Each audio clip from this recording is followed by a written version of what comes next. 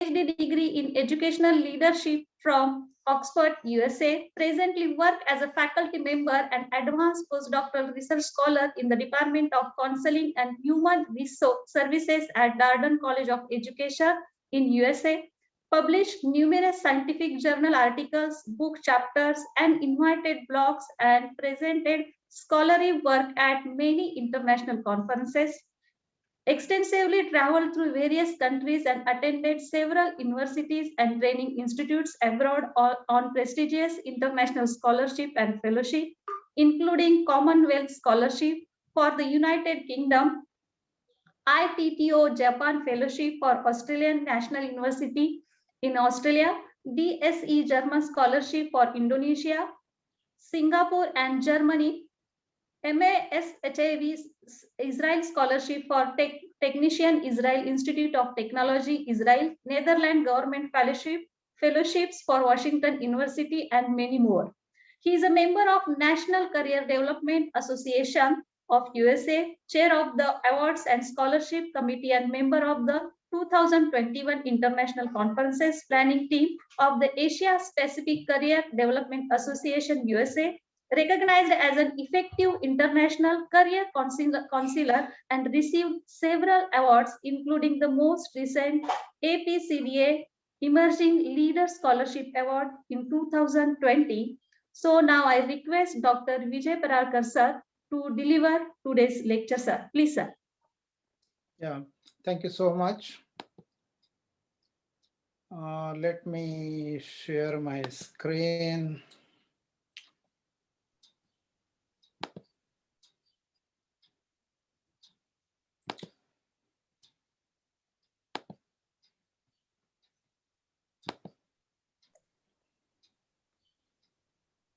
Is it visible to everyone? Yes, sir. Slide show, sir, please. Okay.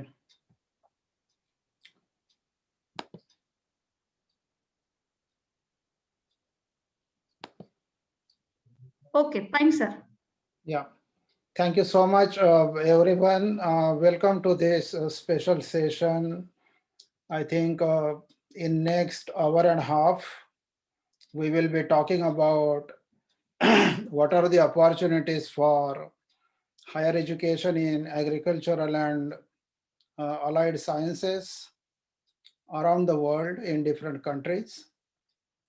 And I will be focusing mainly on what are the admissions criteria, on what basis the admissions are being made, what are the care to be taken, what to do and what to avoid or what not to do, and then what are different sources of information in different countries, and then what are the scholarships or fellowships or funding agencies available to provide funds for this education so that everyone can have access and opportunities to pursue their dreams. And at the end, we will be having some questions and answer sessions, because I know that whatever I will be presenting, that may not be complete or that may not be useful for everyone.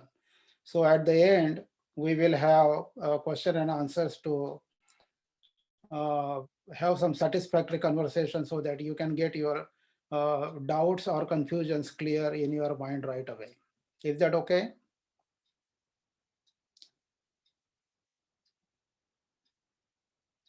Can you hear me, everyone? Yes, yes. Okay.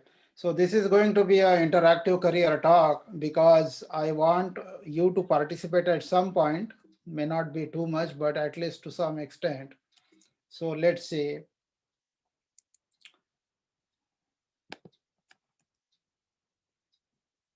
The first thing we want to know that why should we study abroad or why not? Who should study abroad and who not?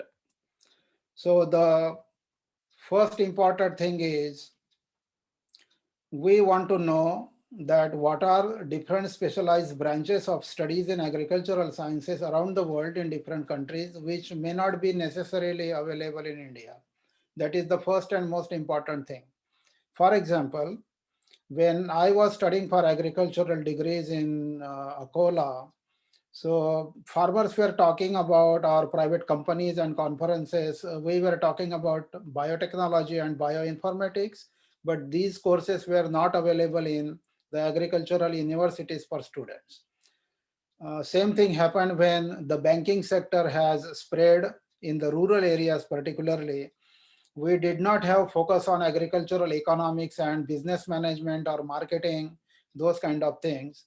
And agricultural economics was a least bothered subject for the master study.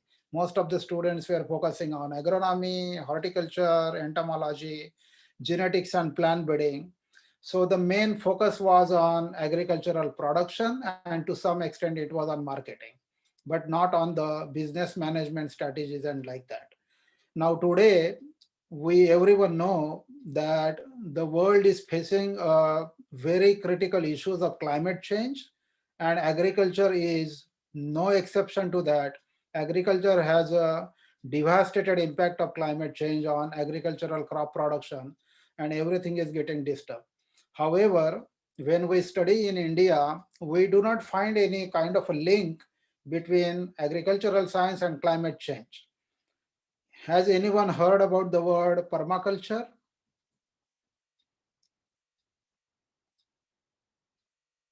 Has anyone heard the word permaculture? Please participant put their response in chat box. Okay.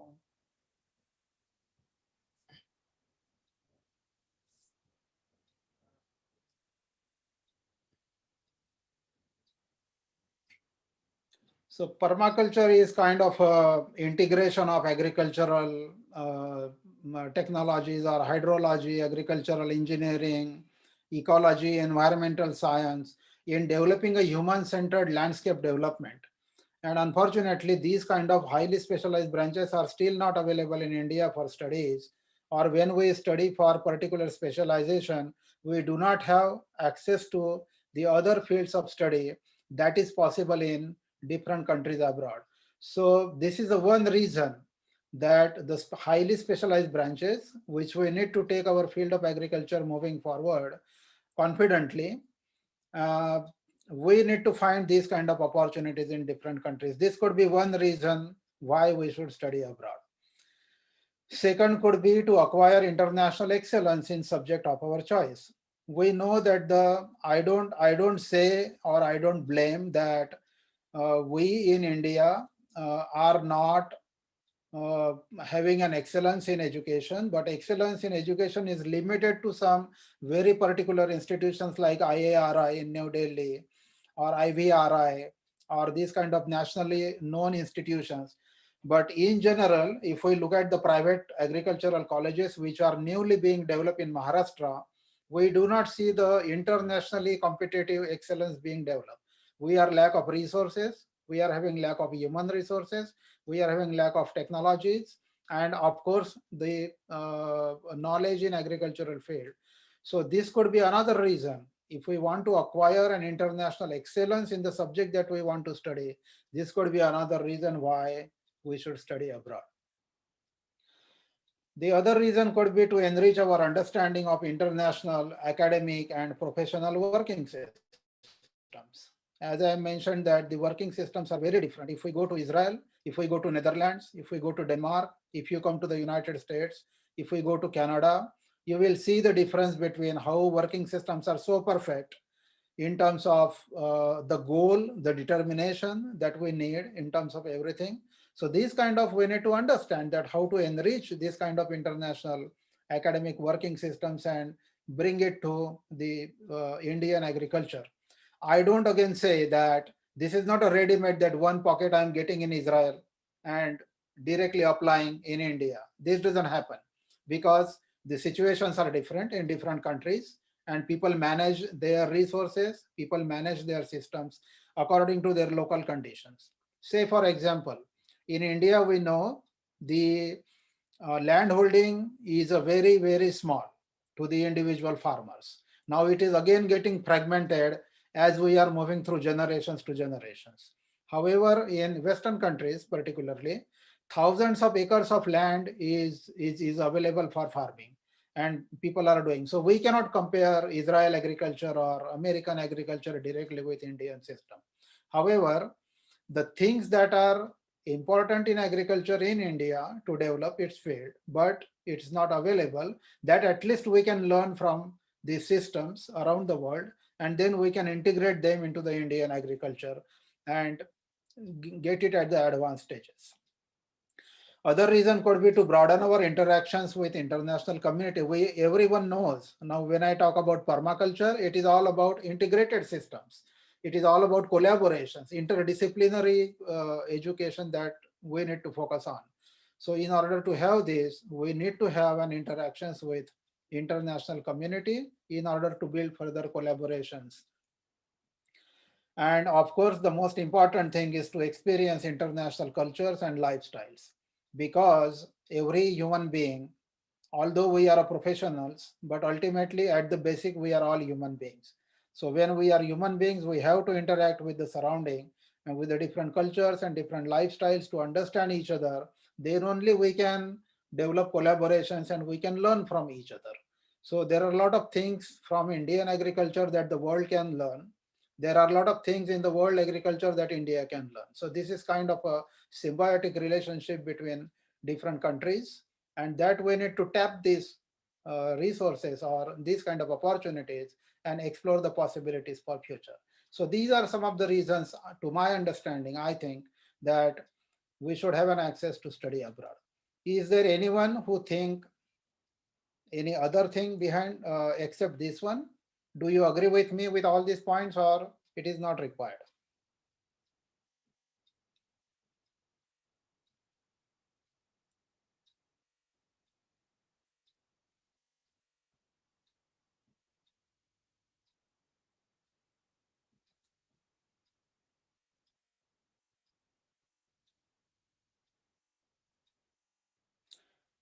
I think it would be better if someone can unmute and speak, because in the chat box I see kind of conversation conservational. Okay, good. Good to see you. Yes, it is required. Okay. Anything else that anyone want to add to this? Or we can discuss it at the end during our question and answer sessions.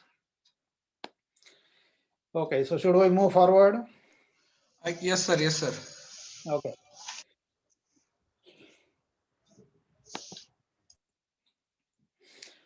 The next point is, when we think of study abroad, there are different questions that comes to our mind, and it's pretty much obvious. When I was trying to get this kind of opportunities, I was also having a lot of questions. The first and important question is financial difficulty, because we all know that international education is very expensive, and our financial conditions most of the time, because we all come from agricultural background, it is very difficult for us to pay for all these expenses from our own pockets. So financial difficulty is the most important question that usually comes to our mind. Local language and communication.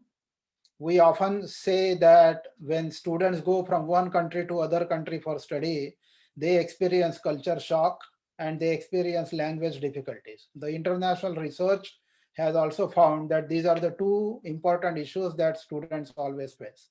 So local language and communication. For example, when we go to Germany, people usually don't speak even in English. So even if you are good at English, but if you go to buy some grocery in the local stores, people will speak in German, and that may be the barrier for us. Same thing is in Israel.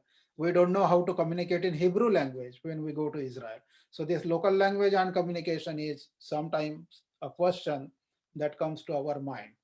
Food, we all know the Indian recipes are famous all over the world. Unfortunately, those are not always available in different countries. So we need to adjust with the food habits, or we need to face these challenges. Food is a question that should come to our mind. Weather, as I mentioned to you, that currently I am located in Greenville, North Carolina, in the United States, and this is 425 kilometers south of Washington, D.C., or 140 kilometers west of Atlantic Ocean.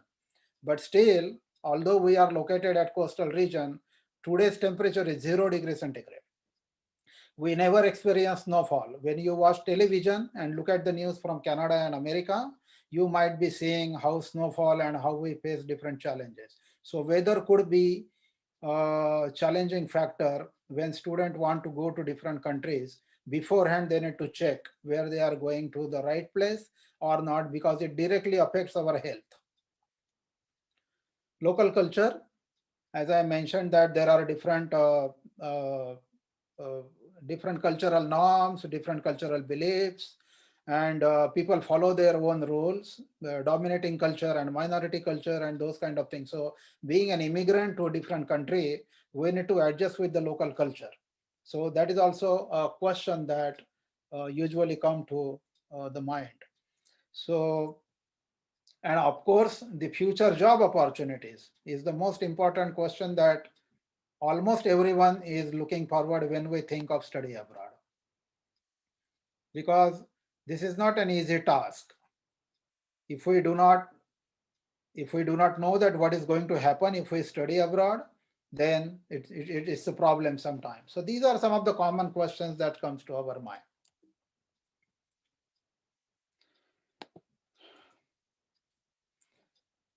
There is some common understanding when it comes to study abroad. The first thing is that most of the people think it is necessary to qualify the exams like TOEFL, Test of English as a Foreign Language, or IELTS, International English Language Testing System, or GRE, Graduate Record Examination, or if someone is interested in the business management or business related courses, then they might think that they have to appear for GMAT exam, the Graduate Management Aptitude Test. The other common understanding is that students need to be academically bright and economically rich. This is very common understanding I have seen in my practice. I was practicing as a career counselor before coming to the United States. My office was in Nashik and I was helping students. So this is my observation, that most students think that they need to have a high GPA and economically rich. People need to have lakhs of rupees in their bank account, then only they can study abroad. This is kind of a common understanding.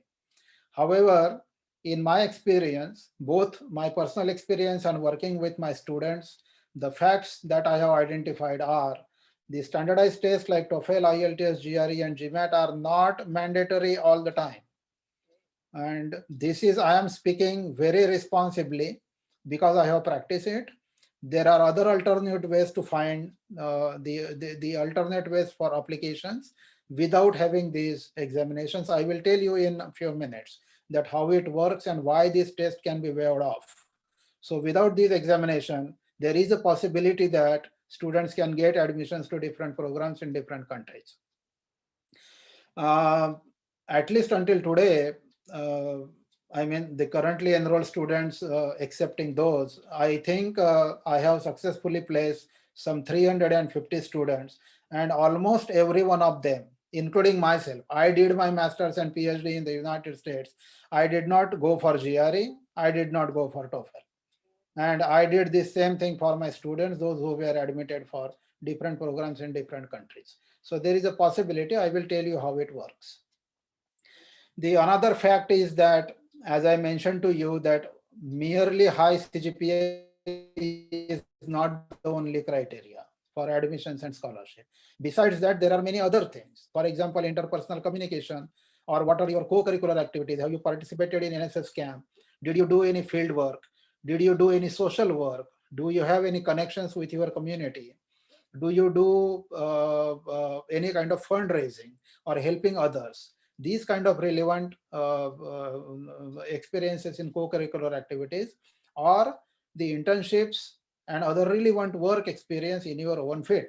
For example, if you are a BSc agriculture graduate and you have a work experience of working with some private company or any non-governmental organization or something else for 1 to 2 years, that experience is counted towards your qualification in order to have your eligibility for admissions and both for scholarships. So merely high CGPA is not the only criteria.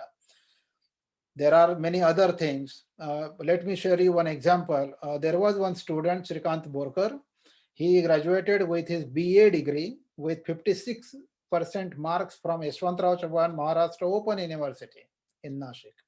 And he got admitted to Sussex University in England with no GRE, no TOEFL for his master's program in social anthropology. He graduated with his master's, then he did his PhD, and now he's working as an assistant professor in United Kingdom. So 56% marks graduated from YCMU Open University, but still could do these things because he was having these other qualifications. He was very active in social organizations. He was having a very good interpersonal skills and communication skills, and that helps him to get to that destination. The other fact, as I mentioned, that there are a lot of international scholarships and fellowships. Again, I will tell you in few minutes that how it works. Any poor student, economically poor student, can study with full international scholarships and fellowships. These are the facts. Let's look at some primary sources of online information. I know that nowadays it's a world of Google search. Unfortunately, at our time, it was not available, but you will find a lot of information and lot of sources. Don't get confused with information and knowledge. Knowledge always comes from experience. Google haven't experienced anything what you see on Google. So Google will give you information, but Google will not give you a knowledge. In order to have knowledge, you have to go to the experienced people, those who have already experienced it. However, to begin with, there are a lot of sources. Again, there is a question of authenticity. Some sources are authentic, some are not. Sometimes there are online fraud. So you need to be very cautious, very alert that to whom to contact, whom to trust, whom to avoid, how to do this thing. This is very crucial part of the admission process. So gradschools.com is a one site where you can find a lot of information about schools, colleges, universities, and different programs. So let me clear you. BSc Agriculture is not a course here. We call it BSc Agriculture as a program. Master of Agricultural Science is a program. In many countries, in India, we refer to as a courses, but this is not the course. And whatever the courses that we appear for, the modules, that are the courses. So don't get confused with this kind of terminologies. So you will find different study programs on gradschools.com. This is a good integrated source. This is another usnews.com. I have intentionally put these global universities in agricultural sciences. At the end of this session, I will be sharing this PowerPoint presentation with the convener and his team, and all of us will have this copy. So don't, don't get bothered about your pencil and pen or your online recording or data, anything. This PowerPoint presentation will be available to everyone. I will email it to Dr. Dadwad, and probably he will share with everyone. So this usnews.com will give you the information on universities of agricultural sciences around the world. Studyinternational.com is another site. So there are different sources of integrated information where you can find a lot of schools. But remember one thing, that after you find the name of the school or name of the university, then forget about these websites. Then stick to that particular university and particular college, particular school. That will give you a comprehensive information about the programs that they offer, about the sources of scholarships and everything. And then you don't need to rely on these websites. But to begin with, just to have a general idea or general information, there is no problem in referring these websites, but I don't recommend always to use this one. There is another one, postgrad.com. Webometrics.info is a site where you can find the ranking of the university around the world in different countries.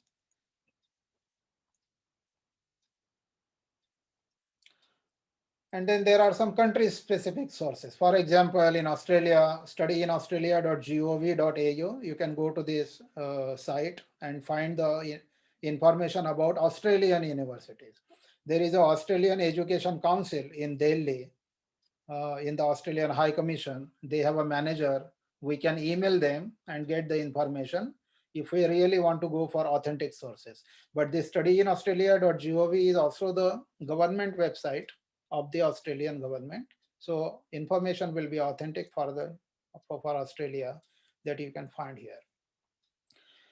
Canada, for example, Study in Canada. Again, this is a Canadian government website. You can find authentic information about the Canadian Education Center is also there in Delhi. You can reach out to them, email them, and they will send you the list of the institutions, or you can find on your own from this website in Canada.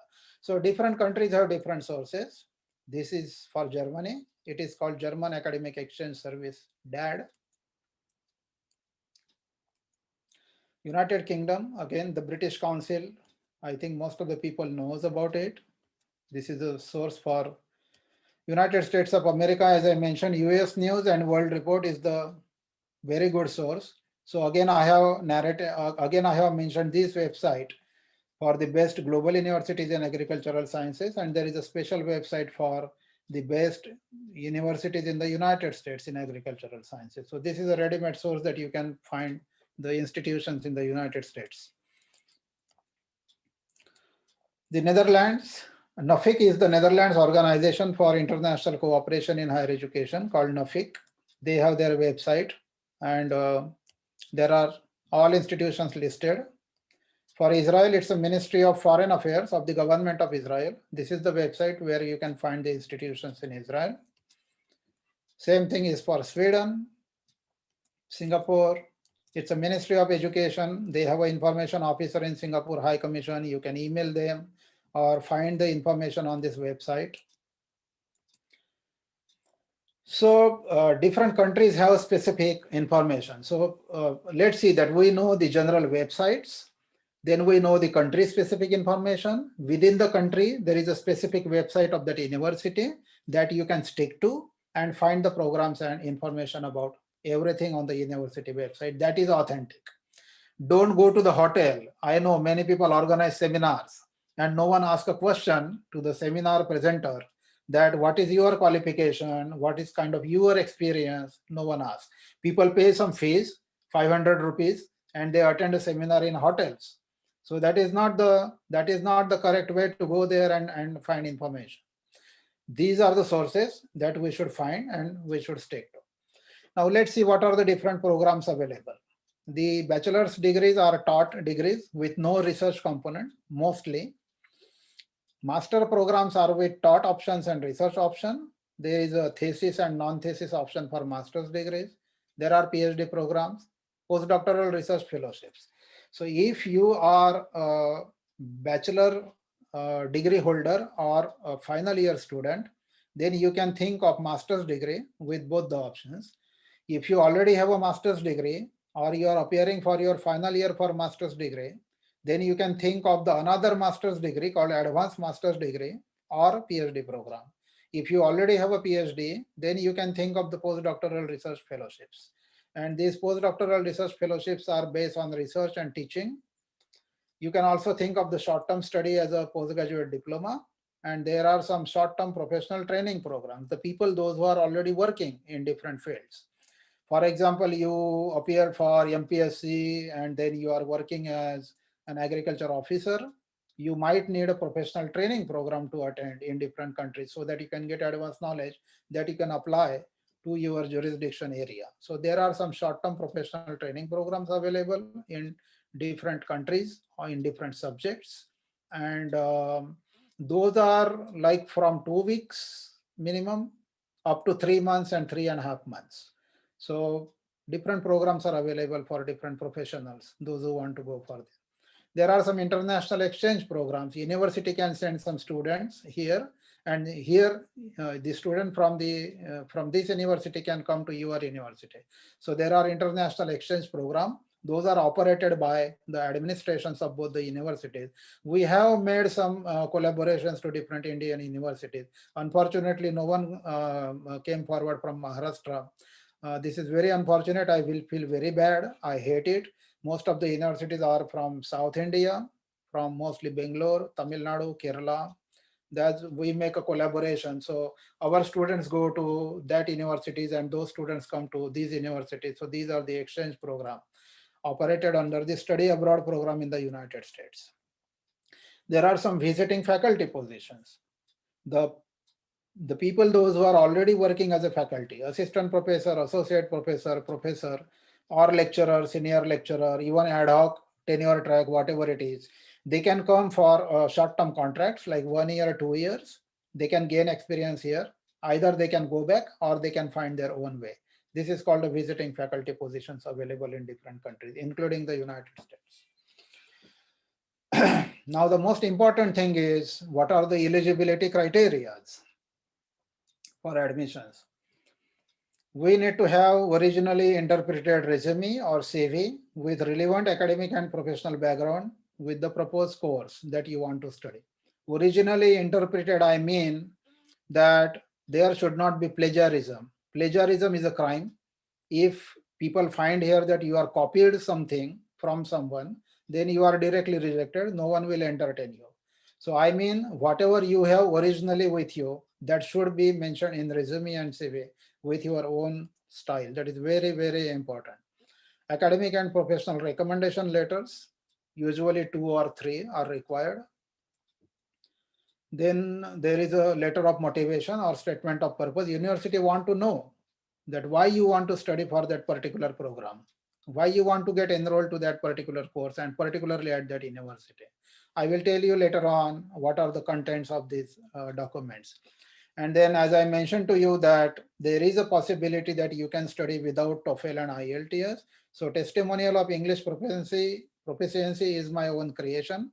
What I did, I asked my students to go to their schools where they studied until 10th or 12th, ask a teacher in English who taught them English as a primary subject, that he can write that he was a student and teacher has taught him English as a compulsory subject.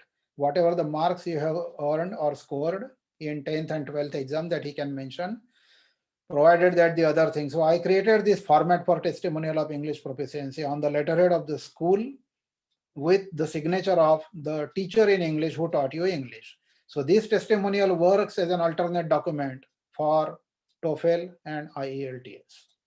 And then we can request a university that they can waive this off.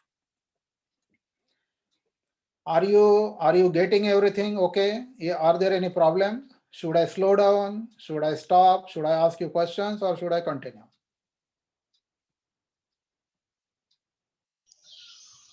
Sir, you are going absolutely fine, sir. No problem.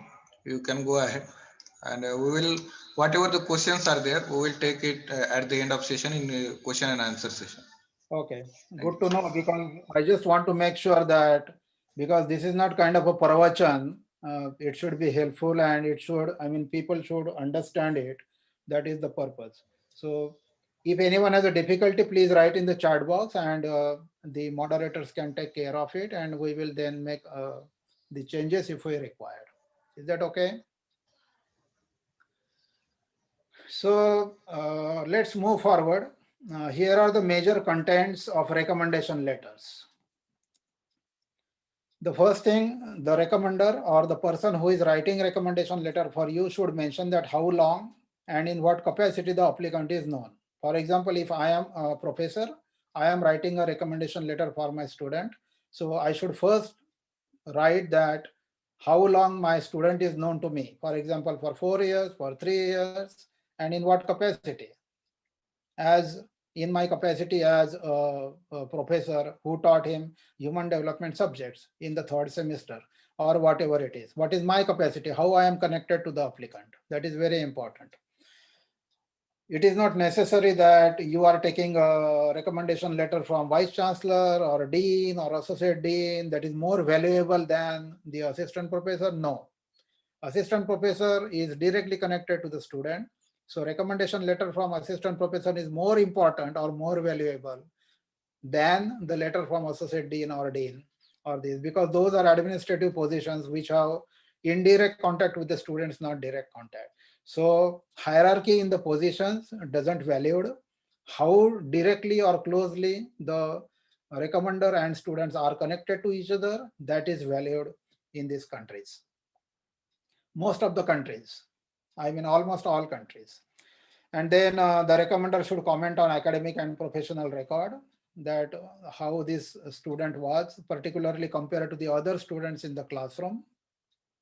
Comments on non-academic or professional activities. As I mentioned, that what are the non-academic activities the student has gone through or participated in or engaged in.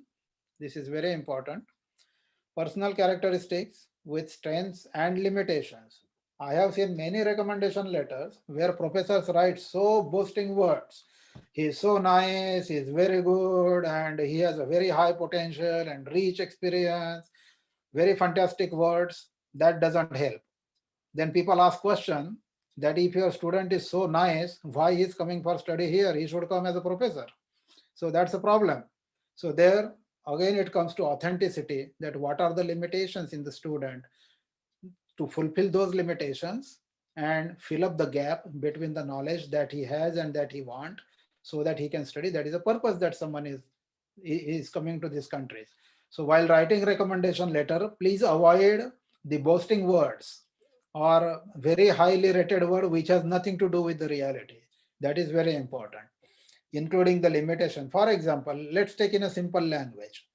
The limitation could be that uh, during his education here in India, he did not have enough access to the modern technologies that he might need to acquire or learn during his studies in your university.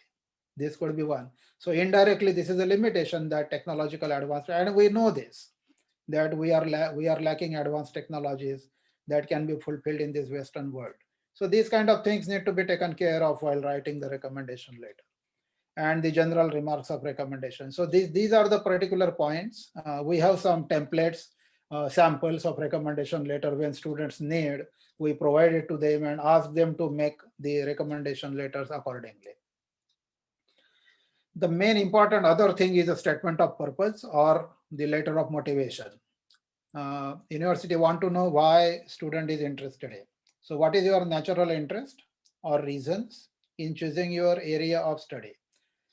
Again, this is not just that we are a group of 4 or 5 students and other students are thinking, that's why I am also thinking. This is not the reason. The reason should be, what is your own motivation? Why you want to choose that particular area of study? That is very important to mention. So that shows there that you are self-interested in this subject areas. What is your academic and professional background? What are the course modules of the proposed study that you want to study in any country or a training program? And what is your ultimate professional goal for future? What would you expect from that program to acquire in terms of knowledge and skills, and that you want to apply to achieve your goal in future? And that would be your concluding statement at the end on how your past, present, and future are matching to each other. So these statement of purpose, again, we have some templates, what language should be used, what to be avoided, how to make it clear. We can provide these templates or samples to the student, those who are interested in following the admission processes.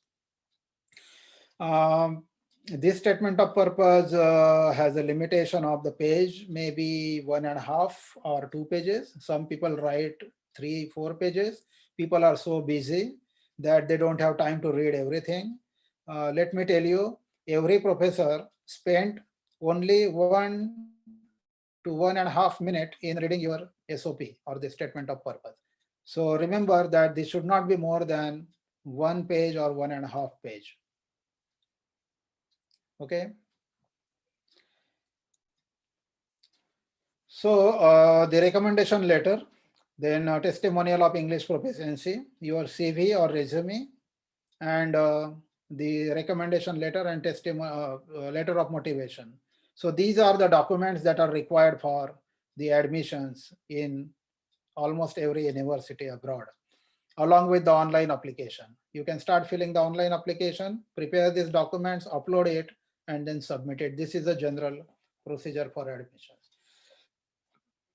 There is another important thing, as I mentioned, that people have questions about funding. So this is good news. rather I would say great news, that there are millions and billions of scholarships available in the world for the students, those who are really bright, those who really want to pursue their academic and professional agenda. So this is the again, I don't recommend, but scholarship-positions.com is a website where you can find a comprehensive information about the scholarships and fellowship programs available at different universities around the world. Again, it comes to the particularly to the specific country and specific university that we are going to look at. The World Bank provide scholarship for the graduate programs around the world. Again, let me tell you, for example, in India, if we have a BSc degree, and then if we are pursuing master's degree, we say that someone is pursuing his post-graduation or postgraduate degree. So postgraduate degree is a common word that we use for the undergraduates, those who pursue their master's degree. But in Western world, the graduate education is the master's and PhD degrees. The student, those who are enrolled for master's degree and PhD degrees, they are called graduate students. And the student, those who are enrolled for undergraduate degrees, they are called undergraduate students. So when we say that World Bank Graduate Scholarship Program, it means these are applicable to the masters and PhDs and postdoctoral research training and those kind of things. So World Bank provide scholarships around the world, and Joint Japan World Bank Graduate Scholarship Program is there called JJWBGSP. Here is the email and the website. Once I share this PowerPoint presentation with everyone, those who are interested in, they can log into this and find more information about the application process. Another major source of funding is Asian Development Bank for the students, those who come from Asian countries. It covers 16 universities in 10 countries. This is sponsored by Government of Japan. The OPEC Fund for International Development, OFID scholarships are there. DFID shared scholarship scheme that is operated, the British Chevening Scholarship. These are mainly for the United Kingdom. It covers 55 universities in UK. These British Chevening scholarships are there. These are highly competitive. Now let me tell you that I am providing you only information. This is not knowledge. When you will experience it, how to get these scholarships is a very difficult task. So all these scholarships are competitive. Those are not easy. It's all competitive. We need to prove our potential, and then only we get it. The Overseas Research Scholarships called ORS Awards, again for the UK universities. Felix Scholarship Program for London, Oxford, and Reading universities in UK. Graduate Teaching and Research Assistantships in USA. If someone is interested in the United States education, then USA is the country in the world who do not have a federal one comprehensive scholarship program for these students.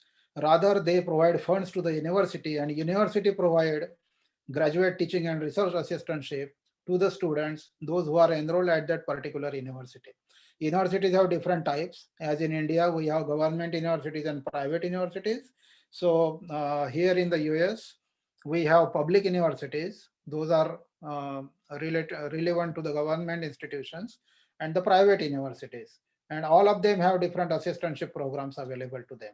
This assistantship covers 100% tuition waiver, so no tuition fee. And then you get a stipend monthly that is for your living expenses when we live day-to-day life. There are Mashal scholarships in Israel.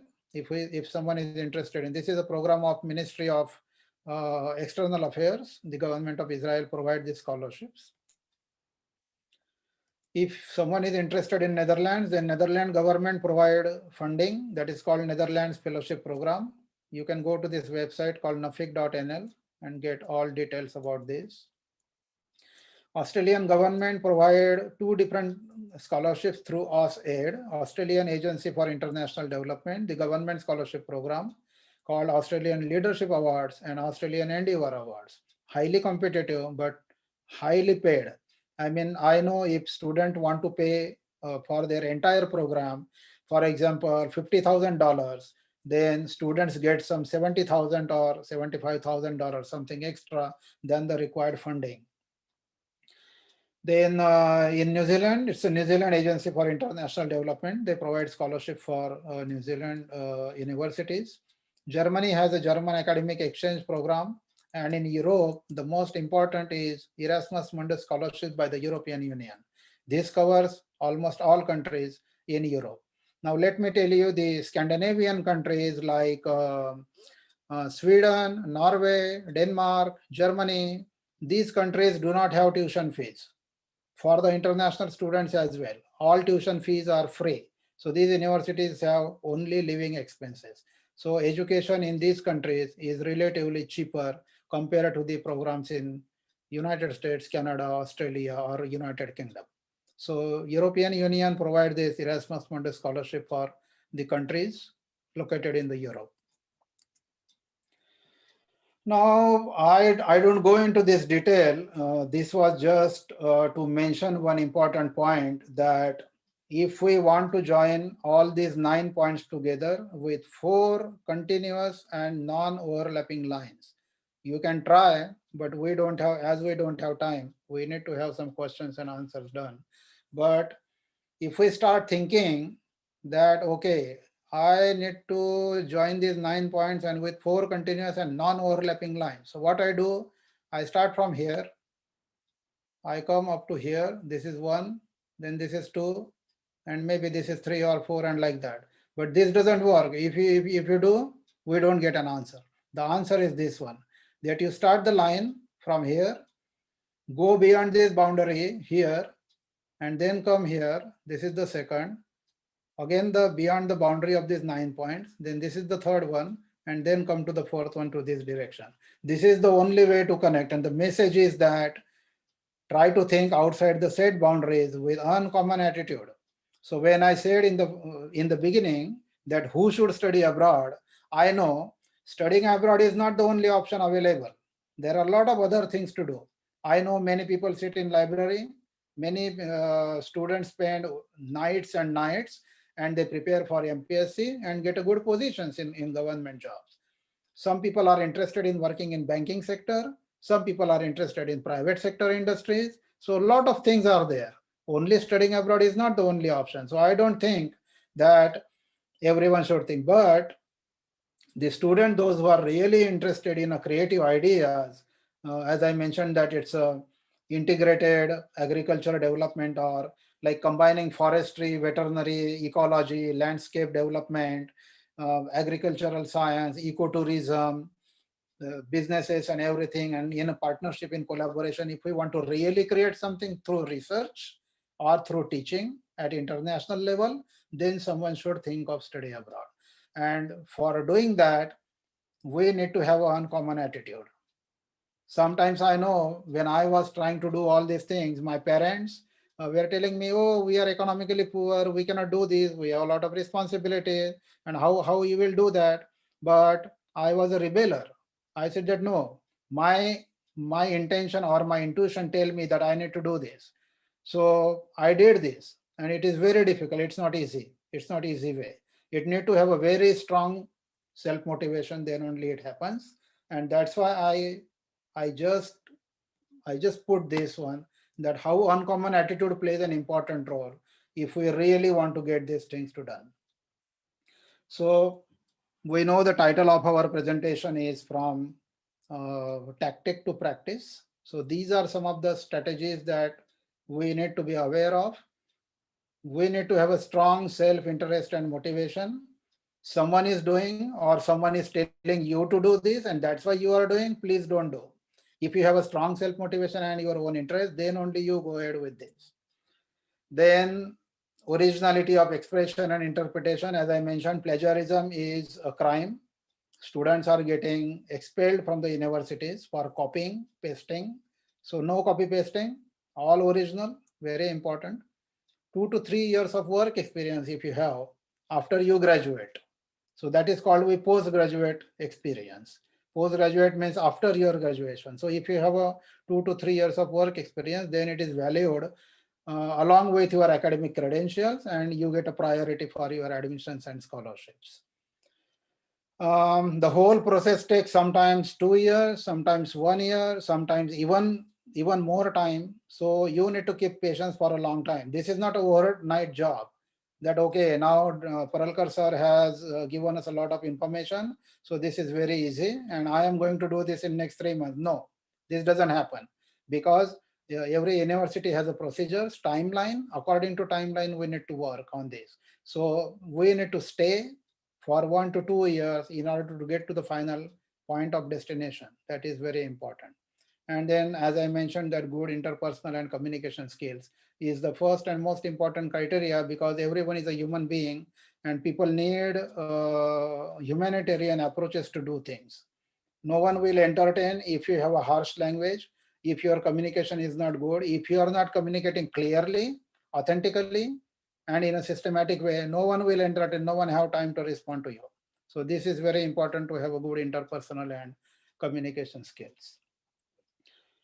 If anyone is interested in, then these are my email addresses where you can reach. These are the YouTube videos. This is for agricultural education and this is for general education that I delivered on TV channels in Maharashtra. So you can get some information, in general information, from those videos if you are interested in. So this is all about from me. Thank you so much for participation. I look forward to have your questions that I can answer. Thank you so much.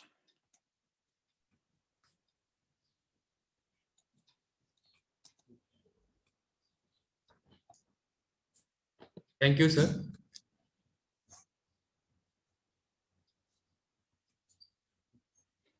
The participants are requested to ask questions through chat box or can raise their hand also.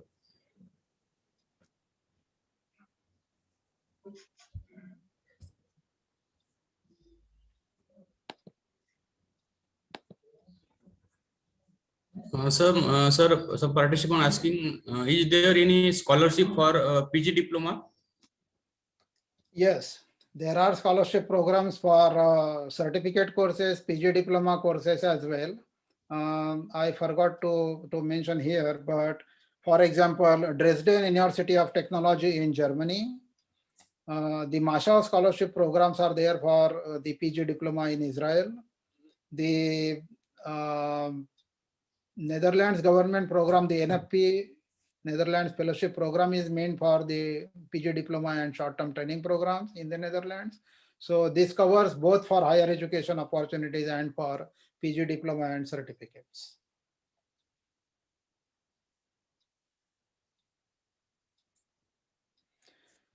I see one question, can I get a PPT? Yes, I will be sharing this PowerPoint presentation with the program coordinators and I hope they will share with all of the students.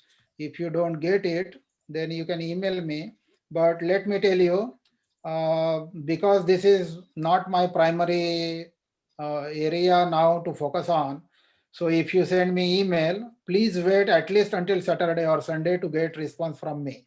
I apologize for that. I'm very sorry. I know that the important information has to be communicated within time shortly, but sometimes I don't get time and it needs, we probably need to wait. Opportunities for agricultural journalists, yes. Agricultural journalism courses are also there. The websites that I have mentioned in my PowerPoint presentation, you can search and you can find those programs as well. Sir, Durgeswari Ratnakar asking, sir, what are the good sources to prepare for mentioned examinations in terms of common tests like GRE, TOEFL, etc., or in respect of our subject? So what are the sources to prepare for GRE and TOEFL, right? Yes, sir. It's a great question. I do not recommend anyone, and but you can find. Are you located? What city you are located in?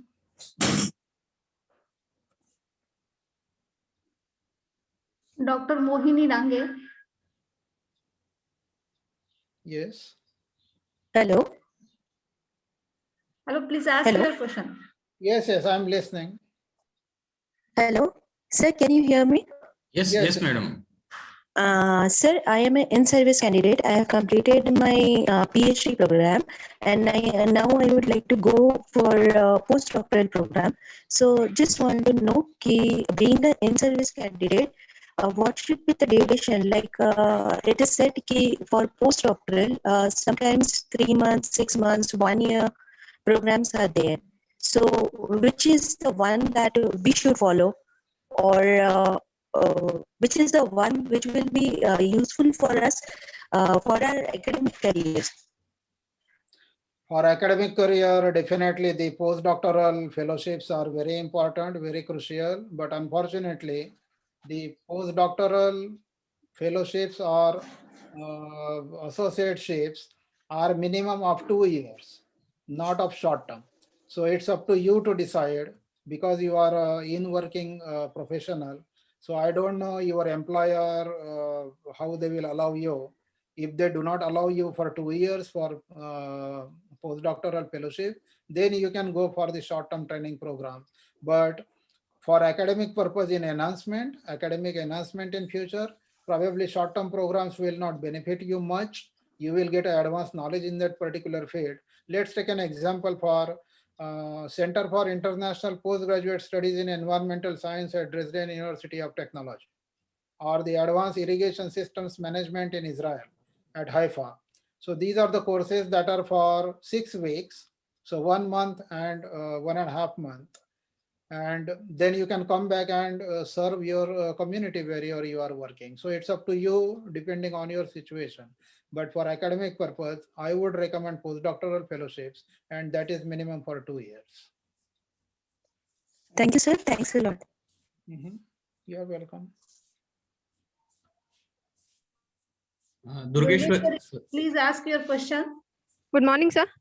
Sir, my question is, should we go for foreign authors or foreign researchers to study in foreign, sir, or Indian is sufficient, Indian authors? So what is your purpose of, if you think of study abroad, what do you think? Why you should go for study abroad?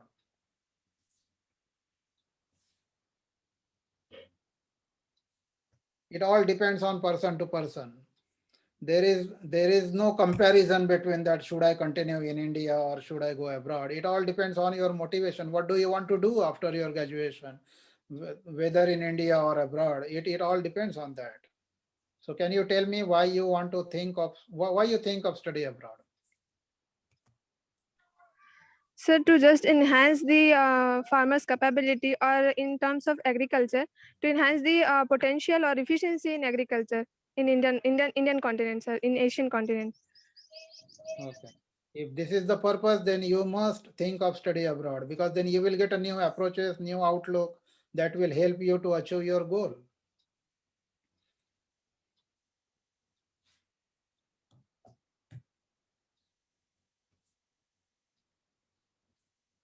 Some people are asking what is the office address in Nashik. Unfortunately, currently no one is available in Nashik office.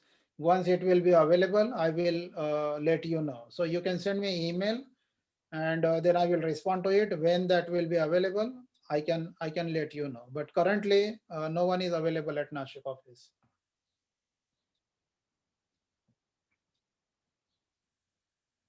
Sir, someone asking, sir, please highlight about visiting faculty opportunities in foreign universities. Yeah, this is very simple. Dr. Nitin Ubade, I think. Yeah. You directly communicate with the university department or find the job. If you go to the website of the university, particularly you will find the human resource department, HR department. And in the HR department, what are the job vacancies available at that university? What are the open positions are there? If you find a visiting faculty position available, then you can directly apply. I have seen many people working here in the United States at many universities, including our university where I work, that people, they directly apply, appear for interview, and they accept the offer and they join it. So this is pretty much very straightforward. You just need to apply according to their job description and what are their requirements, what they are looking for. It's an online application process. You can have that online application process and just simply apply. If you need any kind of guidance at particular point, then I can do that.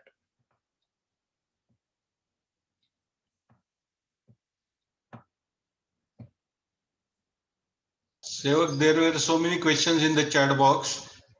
Yes, sir.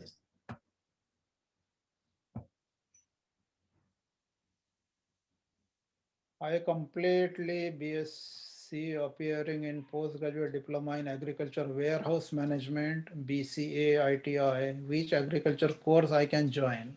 This is a question, Mr. Rishikesh Ray. This is the question that you need to ask to yourself. Because there is no ready-made answer. Again, the question comes that when you want to think of what course you want to join, what do you want to do with that course? For example, if you have an agriculture warehouse management diploma, and if you want to go for the master's degree, Masters of Business Administration, or Master of Arts, or Master of Science in agricultural warehouse management, or supply chain management, for example, then you will have to think that what you are going to do about that. I agree that you don't know about agricultural courses, but this is one example. What is related to warehouse management? What is your interest? Because I see your BCA. BCA is a Bachelor of Computer Application, right? Sir, if we want to pursue doctorate degree from foreign country, do we need to crack their national language examination like TOEFL? No, not necessarily. You can provide a testimonial of English proficiency written by your teacher in English who taught you English as a subject, submit it, ask them to waive off. When you arrive in this country, then they can test you just like in 1 month period, and you follow it. Because nowadays, even education in India has becoming like, it is not like old days that people were studying in a Marathi medium and then they were entering into English medium. Now, right from the beginning, students are appearing in English medium schools, and that helps students to get waive off their TOEFL and IELTS scores. So that is not mandatory. Some universities do require, but most of the universities can waive off that condition of TOEFL or IELTS. Sir, what is the scenario of agriculture in foreign countries, sir, in comparison point of view with India? What does that mean? What does it mean by scenario? Some participant asking. Sir. Yeah, I see Durgeshwari Ratnakar, but I don't know. Can you please elaborate on this? What do you mean by scenario of agriculture? I don't get that.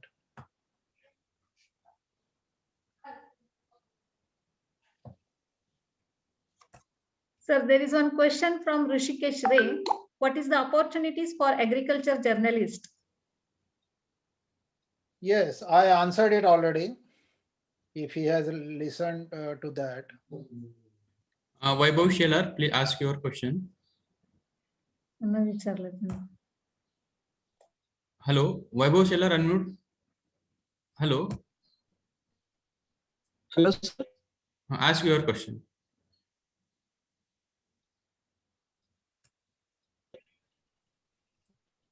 Hello, sir.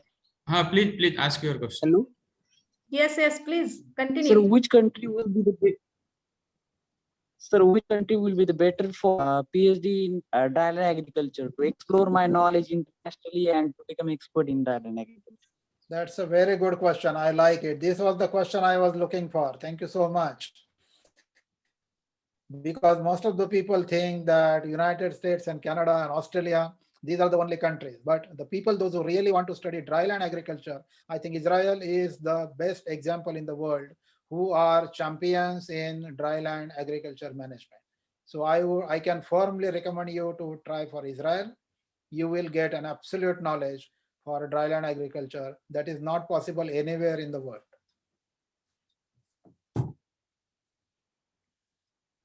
Does that answer your question completely? Sir, opportunities or fellowship and best universities to study abroad, particularly agronomy subjects, sir. What is meant by best university?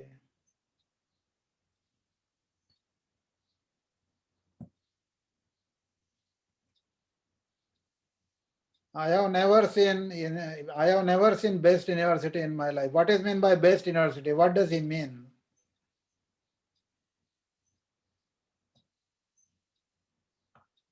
If it is, I think, Shubham Pal. So if Shubham is interested in agronomy, then he should go to the university web pages, find the course content of the program in agronomy, and if he think that the course contents or the modules that are mentioned on the university website for that agronomy program, and then he can think of that, okay, this is what I am looking for, and that is so he has to decide what university is best for him, because some university might be best for him that may not be best for anyone else.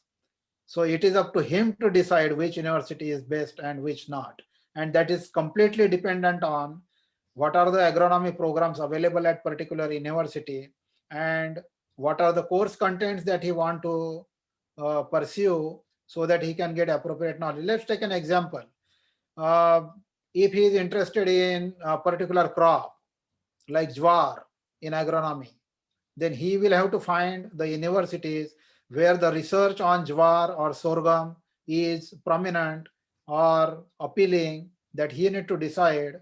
Of course, with the help of the counselor, we are there to help, but he will have to find his own way and decide which university is best. So there is no ready-made best university for anyone in the world.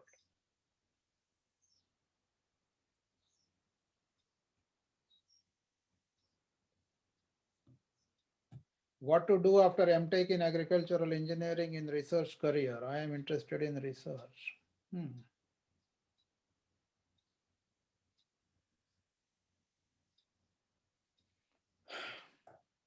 I have no answer to this question. What to do after MTech in agricultural engineering? Because different students do different things. Again, it depends on what is your own motivation. What do you want to pursue? It all depends on yourself. You need to explore different things according to your interest and then find. Dr. Ahire, this is a great news. I am very happy to know about this. MPKV interested in student exchange program. I will email you the detailed procedure, what to do and how to go ahead with that. It's between administration to administration, but if that happens, that should be the great news.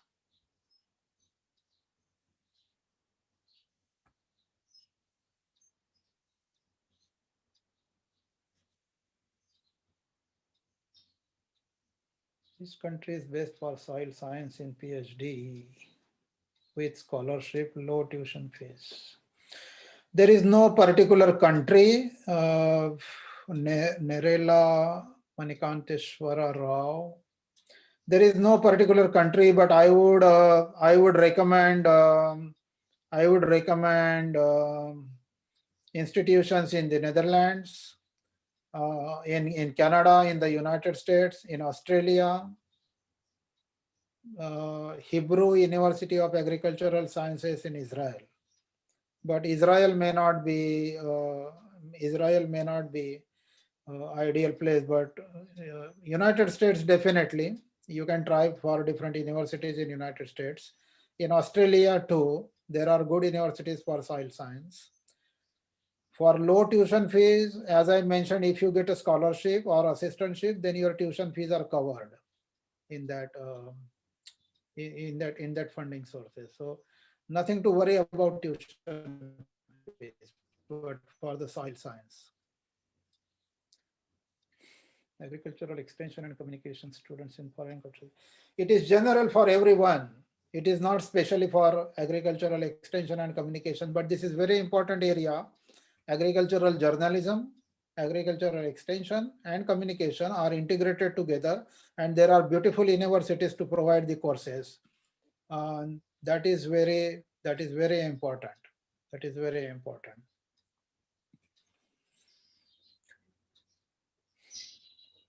Please provide the foreign university list to avoid false universities.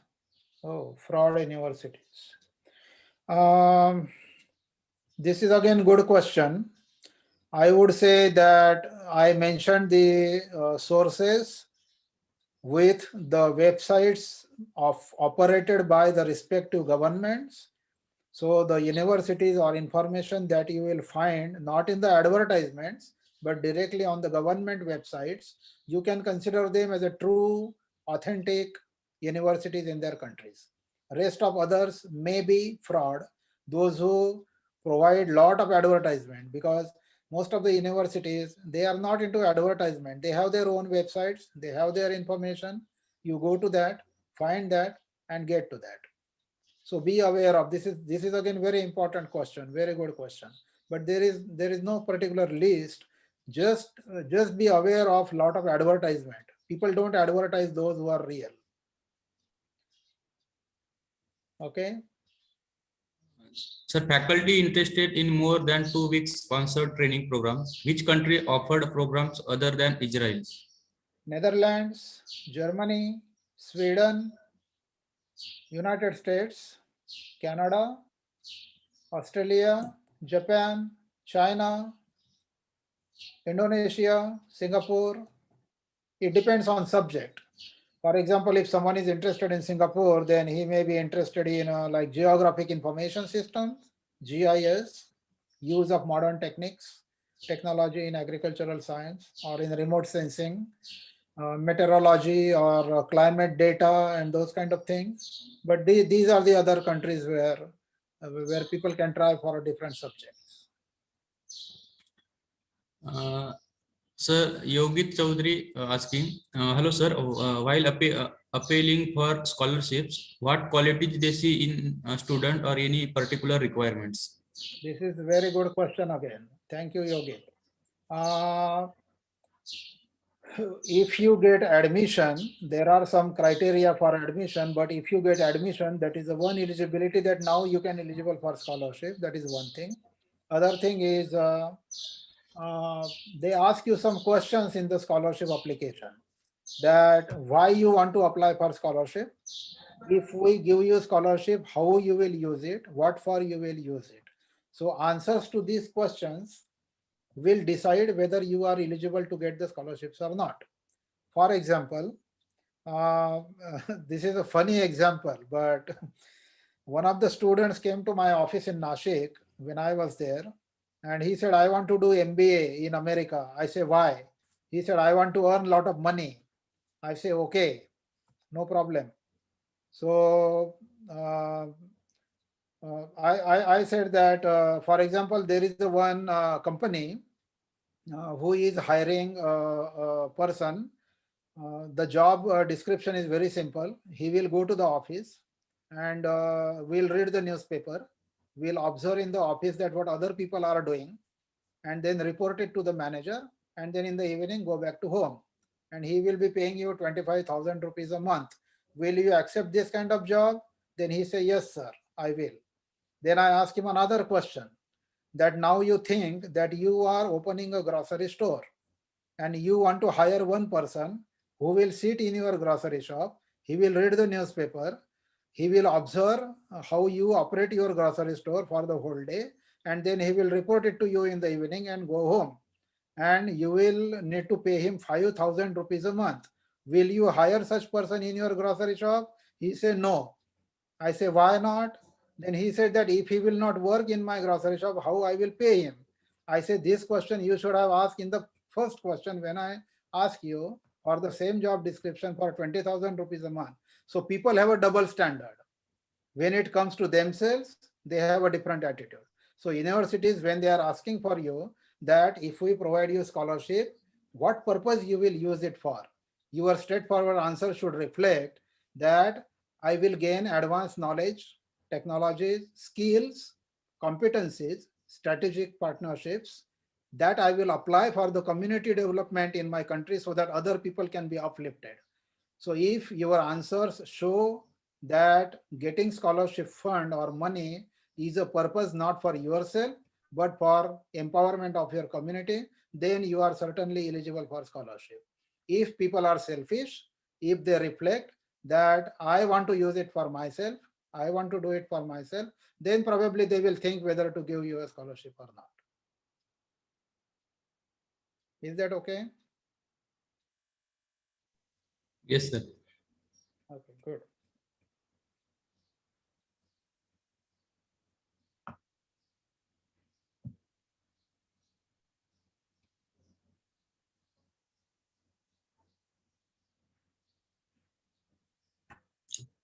Sir, after graduation, can I go abroad for a master degree without any gap of 1 year?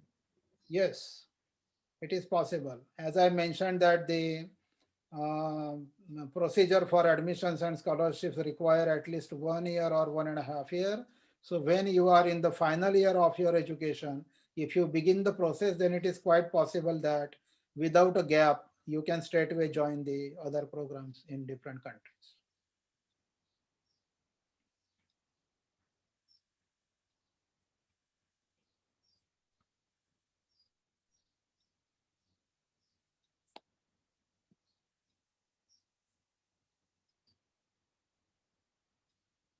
Okay, sir. Any other thing? Sir, what are the documents required for admission in postdoctorate degree in abroad, sir? Postdoctoral fellowships, you mean, after PhD? Yes, sir. Usually the process is wherever the postdoctoral positions are available, you need to contact the principal investigator or um the in charge of the laboratory where you want to do your postdoctoral training, and they will respond to you. So it is a individual to individual contact. For example, if your research area is matching to a professor at certain university, and if he or she is accepting postdoctoral fellows, then you can have a direct communication with that professor, and that professor will decide whether he or she will accept you as a postdoc in their laboratory or in their institution. So the procedure is little different than the master's program and PhD program admissions. For the postdoctoral fellowship, you don't need to go through this graduate school application process. This is a straight way you share your CV with the professor. Those who are, for example, if you are looking for different universities, and then you will find that, okay, this is a professor at this university whose research interest is matching with my research interest. And then you send a CV and write a email message, systematically draft, send it, and then look at the response and follow the communication, and then you get the opportunity. So this is postdoctoral training is not education, basically it is a job opportunity. So this is directly like applying for the job. Okay, thank you, sir. Mhm.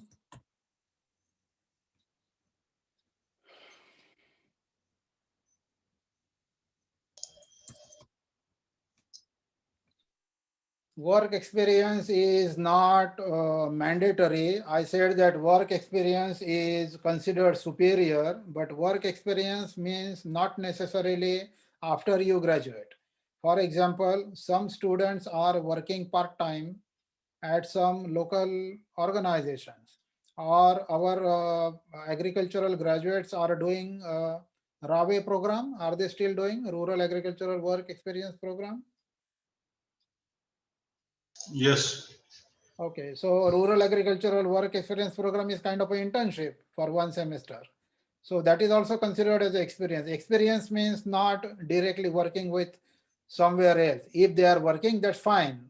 If not, then the internship like RAWE or NSS camps, place in the villages, or any community organization someone is working, those kind of experience. The purpose of that looking at the experience is that whether or not you have communication skills or interpersonal skills while working with the community, while working with the people. Because if I am appearing for a particular course, I can study from the book, I can get a good grade in my exam, but that doesn't necessarily reflect my interpersonal skills or maturity level, how I can communicate and collaborate with the people. So that's the purpose that people want to see your experience beyond your academics. Is that clear? Yes, sir.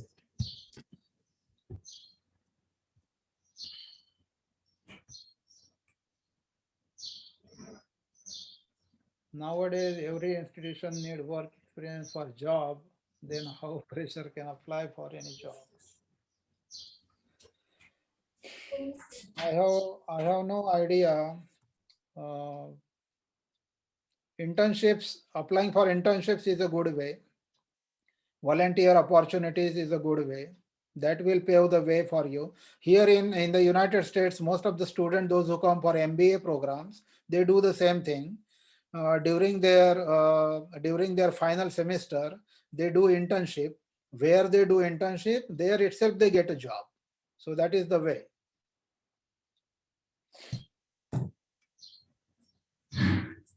Thank you very much, sir. Now I request to Dr. P.N. Rasal, sir, Associate Dean, Postgraduate Institute, Mahatma Phule Krishi Vidyapit, Rauri, for remarks on the lecture. Good morning to all. And thank you, Dr. Vijayji Paralkar. Really, it was very nice to hear you, and I am very happy that the response from students, it was really very live discussion. They asked many questions through chat box. In even our faculties also had a very lively discussion with you. And really, there are very tactical things, tactical to practical. It is really very nice that you mention everything which is needed for student. And what are different scholarship, what is the scope, how you can go, and the example which you give regarding that MBA student who was the student who was eager to go to USA for earning money. And you again mentioned regarding the grocery shop. So that was really very live discussion, and I'm really thankful to you, and I thank you from our university as well as myself for giving us a very nice keynote address to our students. And I'm sure our faculties and students, they will surely get benefit from your lecture, and surely they will get more chances to have higher studies in abroad. So thank you very much, and I wish all the students very best luck for their foreign studies. Thank you very much. Thank you very much, sir. Now I request to Dr. M. Shaire, sir, Associate Dean, Punyaslok Ahilyadevi Holkar College of Agriculture, Hadgaon, remarks on the lecture. Thank you. There is no remark. It was good interaction. Dr. Vijayji given the very valuable information from grad school, post-grad school. Then the World Bank and the Asian Bank, they are also providing funds for getting these scholarships. So the very nice information he shared with the students. Further, we would like that MPKV will have the regular interaction with you, so that our students and faculty will get benefit. You are having vast experience from so many years. You are doing the consultancy, and now you are there in the USA. I think that our collaboration will be more stronger than before, and our faculty and all the students will get benefited. Thank you. Thank you for your support. Thank you very much, sir. There is one announcement. Request to all the participants, don't leave the meeting. Immediately, second lecture will start. Now I request to Dr. M.B. Dhadwad, sir, Organizing Secretary and Assistant Professor, to propose vote of thanks. Thank you, Sevak. And a very special thank you, Vijayji Paralkar, sir, for being our honoring us, blessing us with your presence, and accepting our invitation on a very short notice, and that too on an email contacts. Thank you very much, sir. Besides that, though at your end there is a midnight time, it is around, I think might be 12 a.m. Midnight. Despite that, you have very enthusiastically and very lively taken that your session. Thank you very much, sir. On behalf of the PGI MPKV Rauri, I thank you a lot for such a wonderful lecture on strategies for higher agriculture education in abroad from tactical to practical. I must also thank you, sir, for enhancing this, emphasizing the need and motivating our students for studying abroad. Uh, it is the need of the hour to dispel some misperceptions and myths surrounding pursuit of studying abroad. And I am sure today you have resoundingly busted some of those myths during this session. Sir, the primary sources you provided about different scholarships and different opportunities of higher agriculture education, uh, as well as your guidance regarding writing recommendation letters and statement of purpose will definitely benefit to the students in preparation for pursuing their higher agriculture education abroad. The guidance or strategic points will immensely help our students to plan their studies in abroad. I must also thank you, sir, for patently answering almost all your questions raised by our participants. Uh, uh, Once again, I thank you very much, sir, and we will likely to be associated with you and your university in future as well. As our Honorable Iris sir has asked the questions regarding the student exchange program, we will definitely will be in communication with you, and I thank you once again, you sir, for being present and giving such a nice lecture to our students. I also thank you, the conveners of this training program, Dr. Uh, P.N. Rasal sir, Associate Dean, PGI MPKV Rauri, Dr. M.C. Aire sir, Associate Dean, Puneshlok Ailya Devi Holkar, College of Agriculture, Hargav, and CAST, uh, Center for Climate Smart Agriculture and Water Management, team member MPKV Rauri, Dr. S.D. Gorantiwar sir, project investigator of the CAST WM, co-conveners Dr. M.G. Sindhe sir, organizing joint organizing secretaries Dr. D.K. Devkar sir, associate professor and technical officer, EDPGI MPKV Rauri, Dr. M.R. Patil sir, nodal officer and assistant professor of statistics, Department of Statistics, PGI MPKV Rauri, Dr. S.S. Sadapar sir, assistant professor and Department of Agriculture Extension. Similarly, I also thank you, the coordinators of this training program, Dr. D.N. Farate sir, Dr. Sevak Denge sir, Dr. Shubhangi madam, and I also thank you all the training participants for participating actively during this session. And I request all the participants to be present for the next session. We will continue our next session. As far as PowerPoint of Vijayji Paralkar sir is concerned, we will be sharing this PowerPoint through our WhatsApp groups, as well as those who are not in the training groups. They can send me their emails. I will send that PowerPoint to your email also. Thank you one and all. And over to you, Shubhangi madam. Thank you, sir. Thank you so much. Is it okay if I leave now? Yeah, thank you. Surely, sir. Thank you. Thank you very much. Yeah, thank you so much. I appreciated it. Thank you.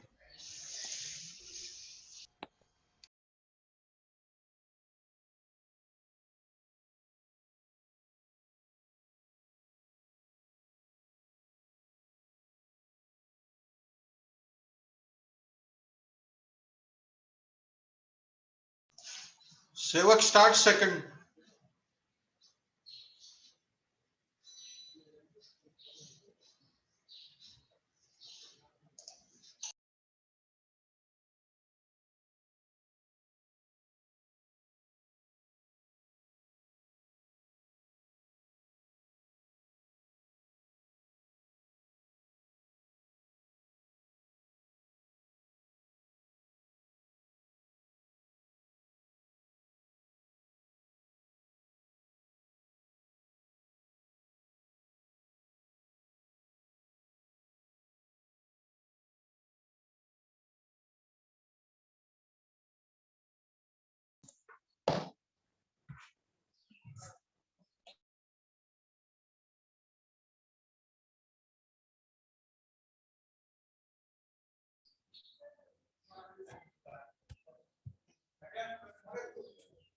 Hello.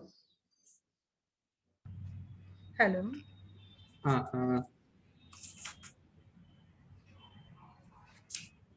Welcome and good morning to all. This is 7 sessions of this 4 days online training program. Today with us Dr. Tai Devkate ma'am, Assistant Professor, Department of Agriculture Economics, Mahatma Phule Krishi Vidyapith, Rauri. She is the delivering lecture on admission to post doctorate degree journey in RBI, experience sharing. Now I request to Dr. Subhangi Ghadge madam to introduce today's speaker.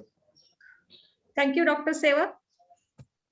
First of all, I welcome on behalf of PG and CAS CSAWM MPKV Rahuri to Dr. Tai Devkate, Assistant Professor from College of Agriculture, Pune, MPKV Rahuri.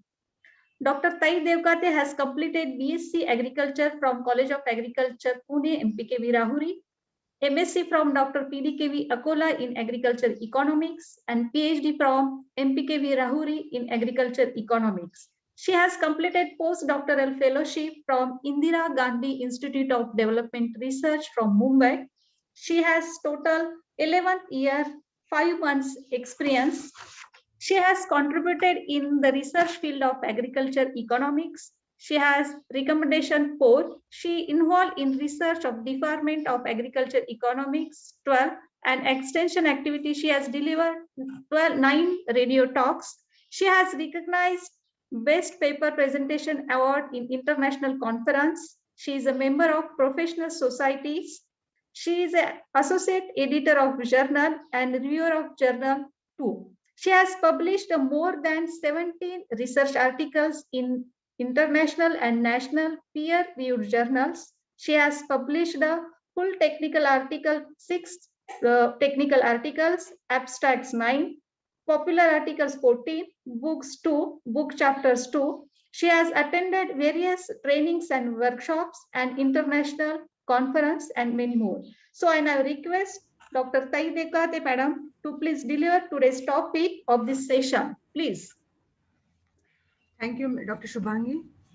Madam, 1 minute. तुमच्या screen तुम्ही थोडंसं स्क्रीनवर black येत आहे चेहऱ्यावर आहे ना. Okay, 1 minute. It is a very issue related to the range and okay. थोडं लाईट समोर बघ. ओके ठीक आहे, continue. Good morning to all, and thank you very much for Shubhangi for my introduction. Today I am very happy it is a part of into the 4 days online training program on the national and international agriculture education, higher education opportunity. My topic related to the means into the admission to the postdoctoral degree in journey of Indira Gandhi Institute of into the Development Research, and this is the total funding research institute on the Reserve Bank of India. Already means Dr. Shubhangi introduced me.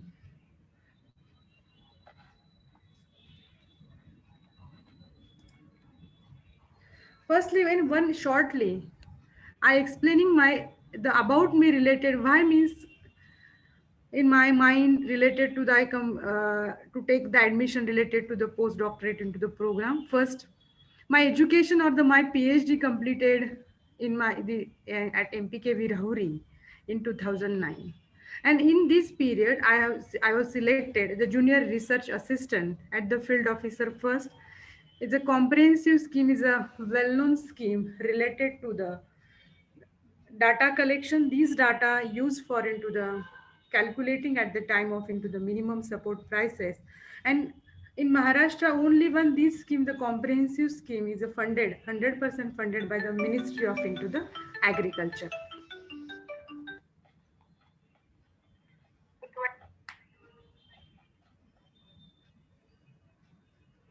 Okay, thank you.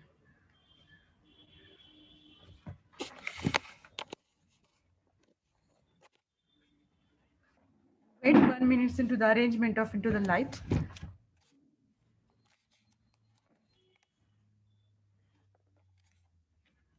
Okay, Shubhangi ma'am, it's all right. तुझा चेहरा तू light कडे करते. Ma'am, is the one issue related to the range of into the today's a very big issue. That's why into the means into the my router as I keep in my windows. Okay. Okay, no issue. Okay, continue, please. Okay. Basically means into the in total work experience in my means total 12-year experience in cost of cultivation field. At the same time, means into the my here means my head of the department and as my advisor in charge means into the Dr. Gauri sir give chance me at the time of into the my headquarter of this scheme is directly the Delhi into the Ministry of Agriculture and the DES. At the same time, I discuss involvement into the different issue related to the cost of cultivation. At the time of into the one workshop at Jabalpur. In this workshop, Dr. Vishwanath is told me is the one member or the one is a director in DES. Ki why you are not means into the forwarded to for the postdoctorate fellowship, and Dr. Vishwanath told me means into the discuss with this issue related to different agriculture policies as well as into the means CACP is a means into the publish into the 2 to 3 reports related to the MSP, in which is the fair and remunerative prices for the sugar cane, and this all the lot of into the points are discussed with into the Vishwanatha sir. He's a means into the at the director of in this means DES, the Directorate of Economics and Statistics, and at the same time. At the same time, into the one faculty member and IGIDR, I read one report on the farmer suicides on Vidarbha region, Dr. Srijit Mishra ji, and and at the time of into the in my mind is why I'm not into the applied for the postdoctorate program at the IGIDR. And I at the same time in June or the July, this IGIDR into the published online advertisement for the application of into the selection of into the for the postdoctorate program. In this situation, I apply for into the as per into the advertisement.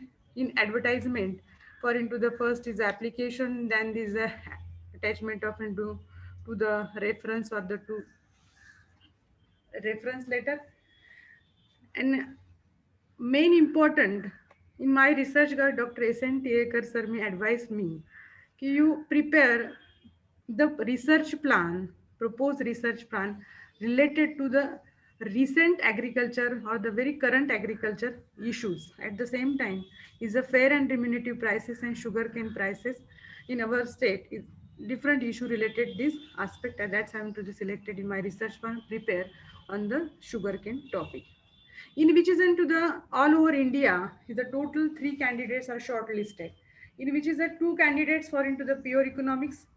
First means into the, and the only one is I am is into the agriculture economist in IGIDR. At the time of into the selection of into the process, the broad areas means broad economics area in which is a one area is agriculture, and in agriculture area I am only candidate from agriculture backgrounds, other into the very pure economics, environmental economics, other macro, international economics, international trade economics, in which is into the I selected on the basis of different my into the proposed plan my research, my proposed plan on my research as well as my into the biodata, and final is a very important into the authentic body for the selection in process. This after interview and then selection process in very clearly at IGIDR means into the basically IGIDR means IGIDR is means into the very well known institute, research institute, means Indira Gandhi Institute of into the development research. Why they mean in all over India as well as into the nationally or internationally, these institutes are very famous related to the research. Basically, these institutes are established in 1987 in Mumbai, Goregaon, near to the film city. This location is very nice. This is funded to the total is the Reserve Bank of India. At the same times into the other 2 institute, RBI is established into 2 institute. First is NIBM and second is the near to the College of Agriculture, Shivaji Nagar, College of Agriculture Banking. But in 1987, these institute IGID are established only for the multidisciplinary point of into the view or the research in this research involving The multidisciplinary means into the research related to the international trade, agriculture as well as into the food security, game theory, different topics. IGID are covered into the different multidisciplinary research topics in related to the research, different into the government institute as well as into the government committees. Is collaborated with the IGIDR research. In 19 the means these IGID are recognized as into the means into the deemed universities under the UGC Act. Firstly, the purely IGID are into the only the research purpose, only the starting the research purpose institute, but into the rapidly developed as a full-fledged teaching as well as into the commerce research organization is a launch in a one program is a PhD program. You know means into the in IGIDR into the give the degree of not a MA economics but into the MSc economics. After the MSc economics, he's into the in 1995 he started into this institute to do the MPhil and then the PhD, and the last in 2003 this institute into the offer the postdoctoral program as well as into the student exchange program. IGIDR collaborated with the other very well-known national or the international economics institute is a first is a London School of Economics. IGIDR is a very good collaboration for the student exchange program as well as into the visiting faculty program. There is a London School of Economics one section, the Asia Research Center in with the means collaborating with the IGIDR with different international institute. In IGIDR, the main importance, the chairman and the member of into the IGIDR is basically the governor. Governor is the chairman of into the IGIDR as well as into the board of into the different management. At the time of into the I was into the means at the postdoctoral program is a 2012 and 13. First is a 6 month I work with the Dr. D. Subbarao as a governor, and the second is a I'm very impressing the very most and the very uh, very famous, respected into the governor, Dr. Raghuramji Rajan sir. And at the time of into the lot of into the program organized in IGIDR campus related to the different policies issue, different economic issue at the time of all the faculty members. And we will discuss with direct interactive with these different well-known economics current bodies of into the IGIDR, that means into the current governor, Shri Das sir, and then there is a Mahindra Dev recently or the last into the 12 year, Dr. S. Mahindra Dev is a director, or this director is the same as the Vice Chancellor of Indira Gandhi Institute of into the Development Research. And one is a very nice thing related to the Dr. Mahindra Dev. At the time of into the my postdoctoral interview program, he means one as a last into 2006 to 2009 as a means into the as a chairman of into the CACP, lot of into the research of Dr. Mahindra Dev onto the agriculture, different agriculture policies. And at the one is the means into the I am into that the time of into the interview means I just only मुझे ऐसा means एहसास हुआ कि वो मुझे select करेंगे कि the basically he has worked into the lot of year into the agriculture agriculture background. Then other into the faculty members is the professor Mr. Ganesh Kumar, and he's a very well known or very expertise into the means into the statistical analysis related to the agriculture or the agriculture economics. And Dr. Mr. Jaimohan Pandit is the one in the registrar is the last into the 12 year. Currently also can be the registrar of into the Indira Gandhi Institute of into the Development Research. One into the procedure already into the first lecture, Dr. Vijayji also very nicely explaining the postdoctorate at the international level, his application, and but into the one format of into the IGIDR for the his application, which into the criteria used for or the criteria for the different criteria at the time of into the selection process. Recently, at the time of into the in 2012 and 30s are only one postdoctorate fellowship program, but into the last 2 years, IGIDR started or the RBI into started the two postdoctoral program. First is the postdoctoral fellowship program, and second is the postdoctoral contract fellowship program. These programs are can be different. First doctoral fellowship program is a more than 2 years, and postdoctoral contract fellowship programs in the more than 2 years, and on the basis of into the last into the submission of into the project. Firstly means into the, I'm very happy the last year when my student, Mr. Pradeep, was selected final up to the, means into the interview, but into the not selected into the final list on the basis of into the research project not up to the mark, or the project plan not up to the mark related to the IGIDR guideline. Is one is a very important criteria follow at the IGIDR. First is the age. Is under the 14 years age is very important, and the minimum other criteria are all the students are can be completely, but into the age is under the 14 years is a very important, and then the research related to the economics, broad areas of into the economics. In broad areas of economics means into the research related to and energy and environmental, but into the last 2 years the institute and can be restrict the specific institute of into the SDG, the 230 is in the related to different issue. In sustainability development growth related to 2030s and related different issues. Means to the selection criteria after the application, this institute and to the categorize of the categorize different application on this of the different broad economic area, and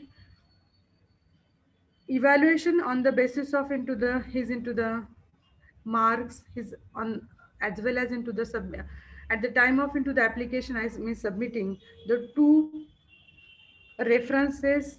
These are very important. First is a one reference means into the your supervisor, and another is a means into the well-known economist or the well-known person related to the your research related to the your outline of into the research work. At the time of into the 2012 or the 2013 is a my fellowship is a 38,000 per month. Within into the recently the postdoctorate contract fellowship 2020 is a 1 lakh rupees per month, means into the 2012 or 13 is a 38,000, and 2020 is a 1 lakh, is a vast difference. Means recently that this 1 lakh means into the current salary of into the assistant into the professor. In this institute, IGIDR into the fellowship is a program, and these are different into the contingents grants to the student as well as into the postdoctorate person used into the very nicely. One is the IGIDR into the this institute provide with the technical assistant for the collection of into the different data as well as into the different into the management related to the your research and other things. The application procedure, you go to the means into the on website www.igidr.co.in, and it all the informations on this website for the application, which formats are submitting this application. This is a proposal plan is not more than into the 3 pages, and the sample writing sample means into the means for one is 2 or more attached the 2 to 3 research paper. These research paper are published into the well-known or the NAS rating journals more than into the 7.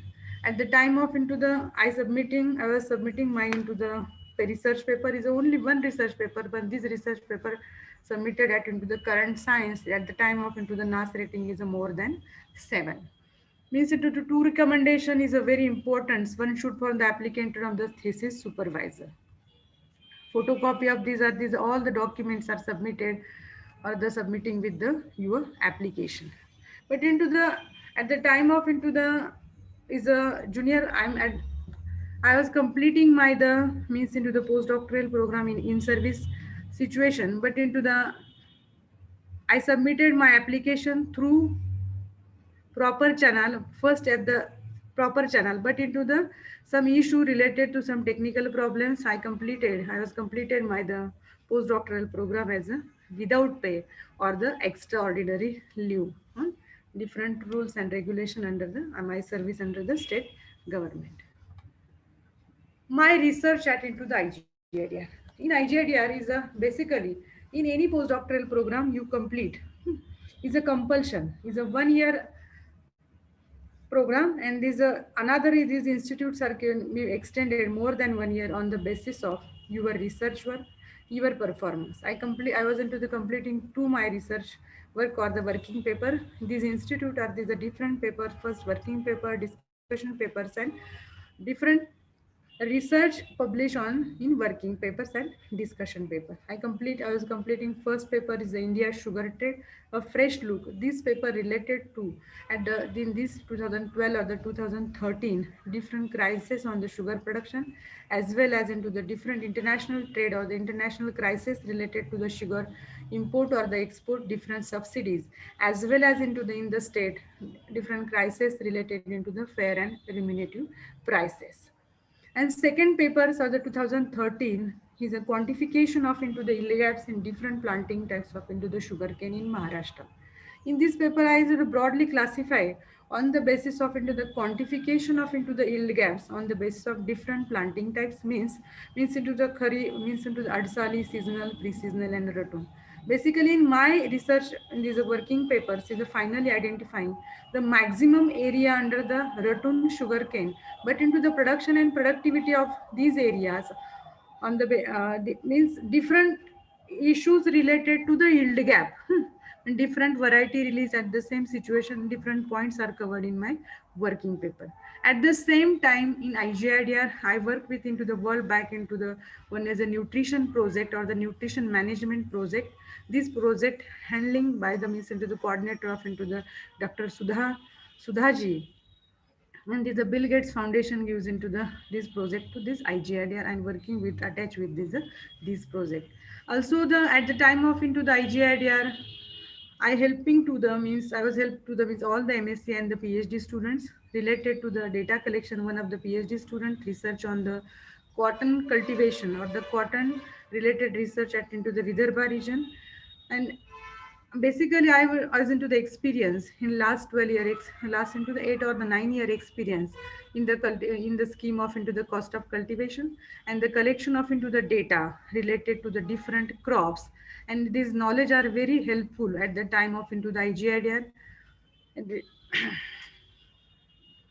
I experience is a basically my experience had into the basic I classify on the basis of into the professional and personal. In professional experience means into the mind professional experience it with the interaction, and first is a interaction, second is a learning, and third is a system.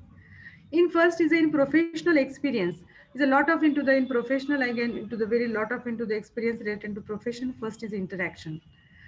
In IGIDR, it is a different activity each and every week and each and every day. At IGIDR, different economical discussion related meetings and different in 2012 or 2013. Respected the Suresh Prabhuji is doing the second year in PhD, visiting PhD as his guide is a means Dr. Dilip Natsne sir.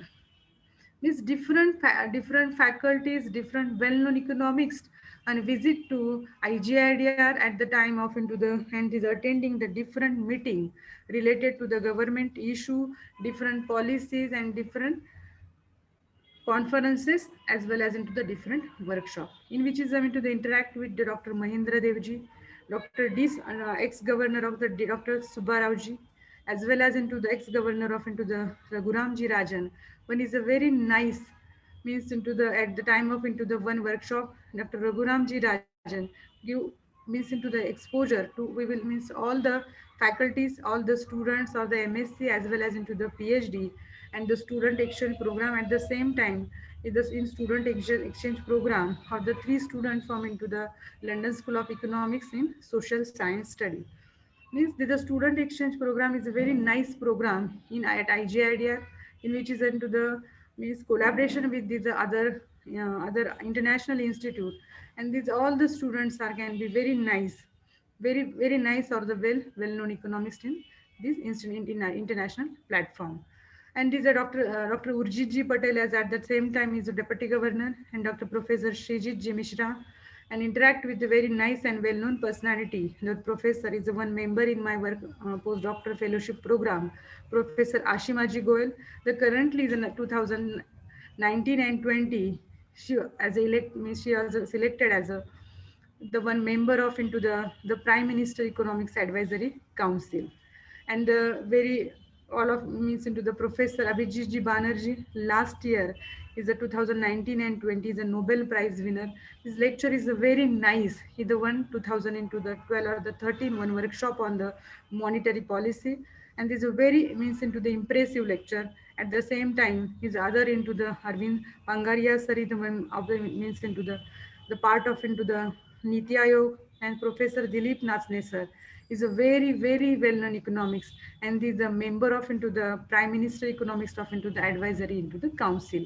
This into the Dilip Nasne sir is a age at the time of 2 and 12 and the 13 is a 75, 77, 78, but it's a very energetic economics and very nice work doing into the IGI as well as into the national or international economics forum. Dr. Vikasji Chitre sir means into the we are the all the faculty members, students are can be are means into the interact with this all the well-known economics in during the my into the postdoctoral fellowship into the program. And second part is a learning. At the time of into the IGIDR, the different means into the faculties means or the all the students or the student exchange program as well as different into the short duration or visiting faculty students, and I'm also I was into the attended different lectures from the means into different faculties. One is example of into Dr. Surya Narayana sir is a well-known econometrist. Means I learned into the different concept related to the pure economics. In agriculture economics, different concept related to the economics study means into the agriculture related, but into the pure economics, these are both means into the macro and microeconomics are both are the means into the means traditional as well as into the agriculture economics is the same, but into the agriculture marketing and these are difference and general marketing concepts, the coordinating with each other, this different into the law of concept clear in this means into attending the different lectures of into the eminence into the faculties. Second is a wins versatile methodology for the different economics area. IGIDR covered into the different into the multidisciplinary research. In these multidisciplinary research, when I learned into the one into the means into the one my member or the one my guide at the time of into the postdoctoral fellowship program, Dr. Sudhakar Ji Edla sir. These are work on this means into the environmental energy or the energy economics. This very nice or this is a very new area for me, and this into the I study different versatile methodology of into the different economics area, different World Bank project at the time of into the one is a very good nutrition project, one means into the one Dr. Sudha ma'am with her I help with her, means work with the Dr. Sudha ma'am. Second in IGIDR is a very nice into the computer lab or the computer Windows. They're providing the all facility to all the students, all the faculties, in which is at the time of into the individual computer, individual software booklets providing to that the time of in booklets. The one is a very nice system in IGIDR computer room. They're providing the one manual related to the particular software at the starting to ending. All the information in these manuals in which means I was used to the different statistical software, learned different statistical software, Windows Stat R and the Stata, 2012 and the 13. System of IGID I like is one system in IGID as a paperless work system. Means paperless work system in which is mentioned to the all the circulars, all the meeting circulars and related to the all information. Please on the email approach, each and everything. Only means only the some parts only one into the financial related to the any documents, any degree certificates and something this related to the use the papers and these other things all are the paperwork or the paperless system. Secondly is a very professional approaches, and these professional approaches mean each and every persons are can at the time of into the in working time. Firstly means into the appointment system for into the meeting in which is a call, I means any discussion of into the any related to the your research and any problem. Firstly is the appointment of particular person, and then you meet and discuss with your problem. These systems in IGID are into the very nice. First is the means into the another is a very important learning or the very important experience. I classify the my experience related to the in IGIDR. First is a professional, in which is a personal is a personal benefit. means into the personality development. Second means into the improve the communication skill, and second is very very important is the networking. At the time of into the IGIDR means into doing the my into the postdoctoral fellowship program, and means lot of into the faculty members. For example, already into the interact with the different persons, but into the currently I also means into the currently I contact with means into the last into the few months one mail on the respectable respected ex into the governor of Raghuram Rajan sir for the one into the fellowship program of into the London School of into the economics. Means these all these is contact I mean networking is very strongly at the time of into the student exchange program. Three students from the London School of Economics, one as a faculty and two is a PhD student. Means this networking is very strong. These are very important benefit for me to me at the time of into the postdoctorate fellowship program. Second is a last is a means to why go for into the postdoctorate. His own benefit or the own means to increasing the knowledge and skill is a part, but into the weightage for into the career into the growth. One into the at the time of into the in 2017 is my interview at the assistant professor. One is means examiner, Dr. T.N. Prakasha sir. He told me into the you completed your into the postdoctorate program under the Sudhakar Yadla sir, under the Shubroto Sarkar and other faculty members. He's a well-known economist.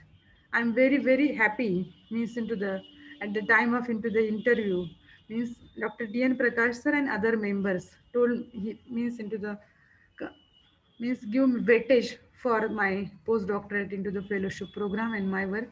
He appreciated at the time of into the interview. And the last is the monetary benefits. I already told my postdoctoral fellowship program completed into the my extraordinary leave or the without pay leave. And the pay for into that in at the time is for the JRA is a 35,000, but into IGIDR offered me the 38,000 per month, means 3,000 per month into the more benefit to means into the, these are the monetary benefits just only and then after this IGIDR means IGIDR is a means into the one well known or the institute is for the postdoctorate, but into the other institute at the time of into the my for some family problem or the family issue, that's why into the I'm preparing my postdoctorate at into the RBI. But into the another institute is very nice, related to the each and every person sir can be one ambitious to, for the studying the LSC means into the London School of Economics. In London School of Economics into the in which is into the Asia Research Center or the South Asia Research Center in this center means all the students from into the Nepal, Malaysia, Pakistan, Bhutan and India, they are eligible for into the LSC or the South Asia Research Center Fellowship. The postdoctoral fellowship program is a two program. One is into the 3 month and another is a 6 month. In another is a 6 month means it a 6 month program is a Sir Ratan Tata Fellowship program. These programs are also very nice, and the selection criteria only for these the South Asia students are or the South Asian students are the country students are eligible for the filling this application, as well as into the first is the South Asia student and the social sciences. Give first preference to the social science student. This fellowship started 2000 sorry 1970. The Sir Ratan Tata Fellowship Program is a very nice fellowship program, and in which is a means all the social sciences means social sciences extension as well as into the economics, and all the topics are very nice. 7 topics and the you means any students are interesting for the LSE, the London School of Economics, South Asia you go so South Asia Research Center, and the Sir Ratan Tata Fellowship, and in which is a describing or the enlisting the 7 point the research proposal related to the this 7 point. And the second is the ICR postdoctoral fellowship is this postdoctoral fellowship program started 2019. The starting and development to the this program is the main important objective of the ICR, the postdoctoral fellowship program, strengthening and the development of higher education in Indian agriculture. This program started in 2019, agriculture education division, different programs related to the postdoctorate, PhD and PhD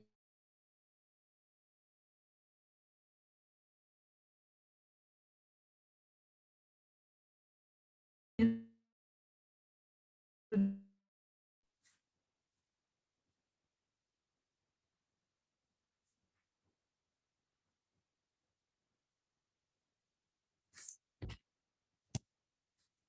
ability to allow and the individual time to develop as a research as well as without the pressure of the tenure track of into the position. These things are into the very important in postdoctoral program, and the postdoctoral program is very nicely is a research is a typically only the demand on your time. Means lot of times use means for the prepare for the your research and you are into the finding and very give very much into the very nice chance to get up to date on the current research as well as to take the time to learn other several different things related to your research and different opinion of the different faculties and different student at the time of into the postdoctorate into the fellowship program.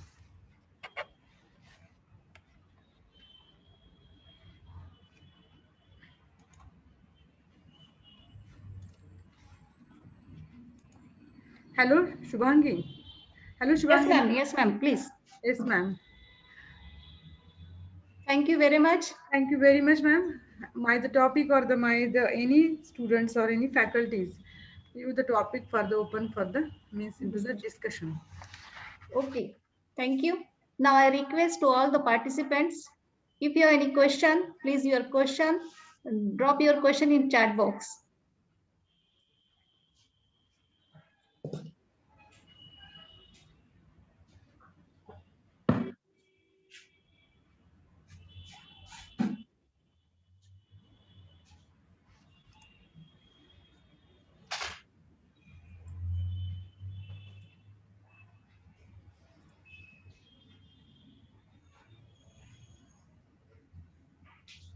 Otherwise, raise your hands.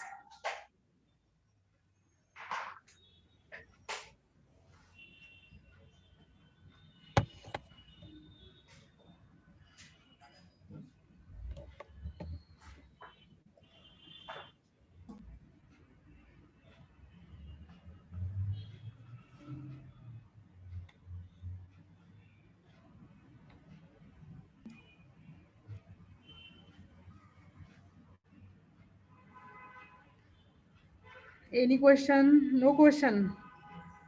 There is one question from Jayshree. In 1 minute. In April, university study leave for the postdoctoral program is available or not? University study, yes. The in university study or the you are the university employee, the postdoctoral study leave is available on the government rules and regulations. आप कौन से government में means institute में आप का employ है वहाँ से आपको जो भी एप्लीकेशन करना है तो through proper application proper channel application करना पड़ेगा वहाँ पे means study leave available for the post doctorate programme.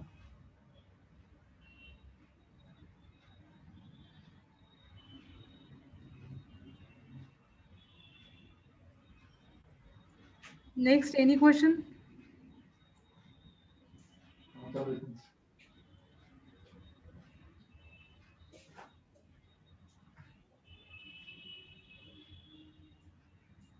Hello, Shubhangi ma'am. Yes, yes. I think there is no more question. Okay. There is one question. Yeah. Is there any entomology postdoctoral program available in India? Basically, the entomology, I don't know this information related to the entomology, but into the you search on in Google. Basically, in India, the postdoctoral fellowship is economics. Is the Reserve Bank of India started this the institute for the higher education. I mean, into the multidisciplinary research that was into 2000. Sorry, 2000 से यहाँ पे IGRDR into the started the Reserve Bank of India started the postdoctoral fellowship into the program. These are totally funded the central government or the fund or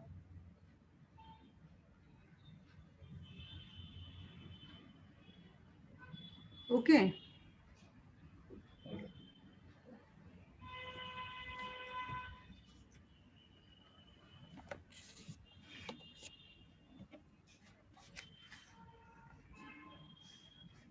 Ma'am, please share your email ID and contact number. Okay. Dr. Devkate Tai @gmail.com. I repeat, Dr. Devkate Tai @gmail.com. My mobile number is 8275466205. I repeat again my contact details: 8275466205. Any student you contact me related to the this fellowship and at IGIDR postdoc fellowship, as well as different fellowship related to in social sciences. Any student call me or email me for related to this information. Okay, thank you very much, thank you very much for. Thank you, ma'am. Now I request Dr. MC Ahire sir, Associate Dean, Punyashlok Ahilyadevi Holkar College of Agriculture, Halgaon, and Department of Agriculture, Extension and Communication, MPKV Rahuri, to please address for this session. Yeah, it is not address. Somebody asked one question, in RBI, is there any requirement for planning purposes for PhD agriculture students? Yes, sir. Yes, sir. Into the definitely the means into the one is a one session is a in RBI, one is a part of into the different policy related issue is a, in agriculture economist. One is a Dr. Lakshmi Pandey in at IGIDR as well as one member in policy decision making. Okay. So it is very nice because today we are having 2 concurrent sessions. Already we started at 9. That's why the participants had not the energy to ask more questions. And it is very specific to the social science stream. That's why also the questions are less. But it is nice attempt, and nicely you interacted with the students and you shared your experiences. Okay. I am very much thankful on behalf of our organizers for your accepting our invitation and delivering your good thoughts with our students. Thank you. Thank you, sir.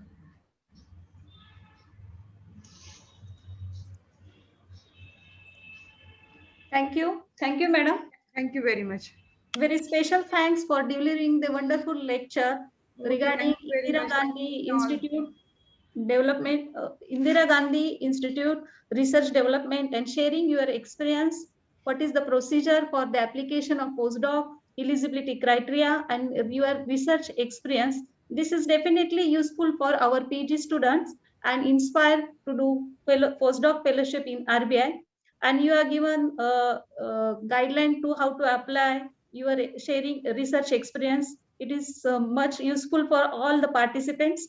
Thank you for being the present for this lecture. Thank you very much. Thank you. Okay.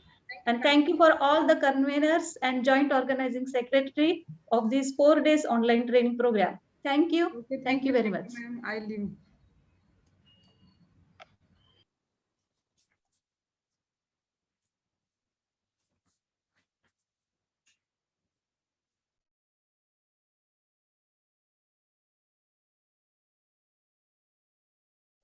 Our afternoon session will start at sharp 3 o'clock.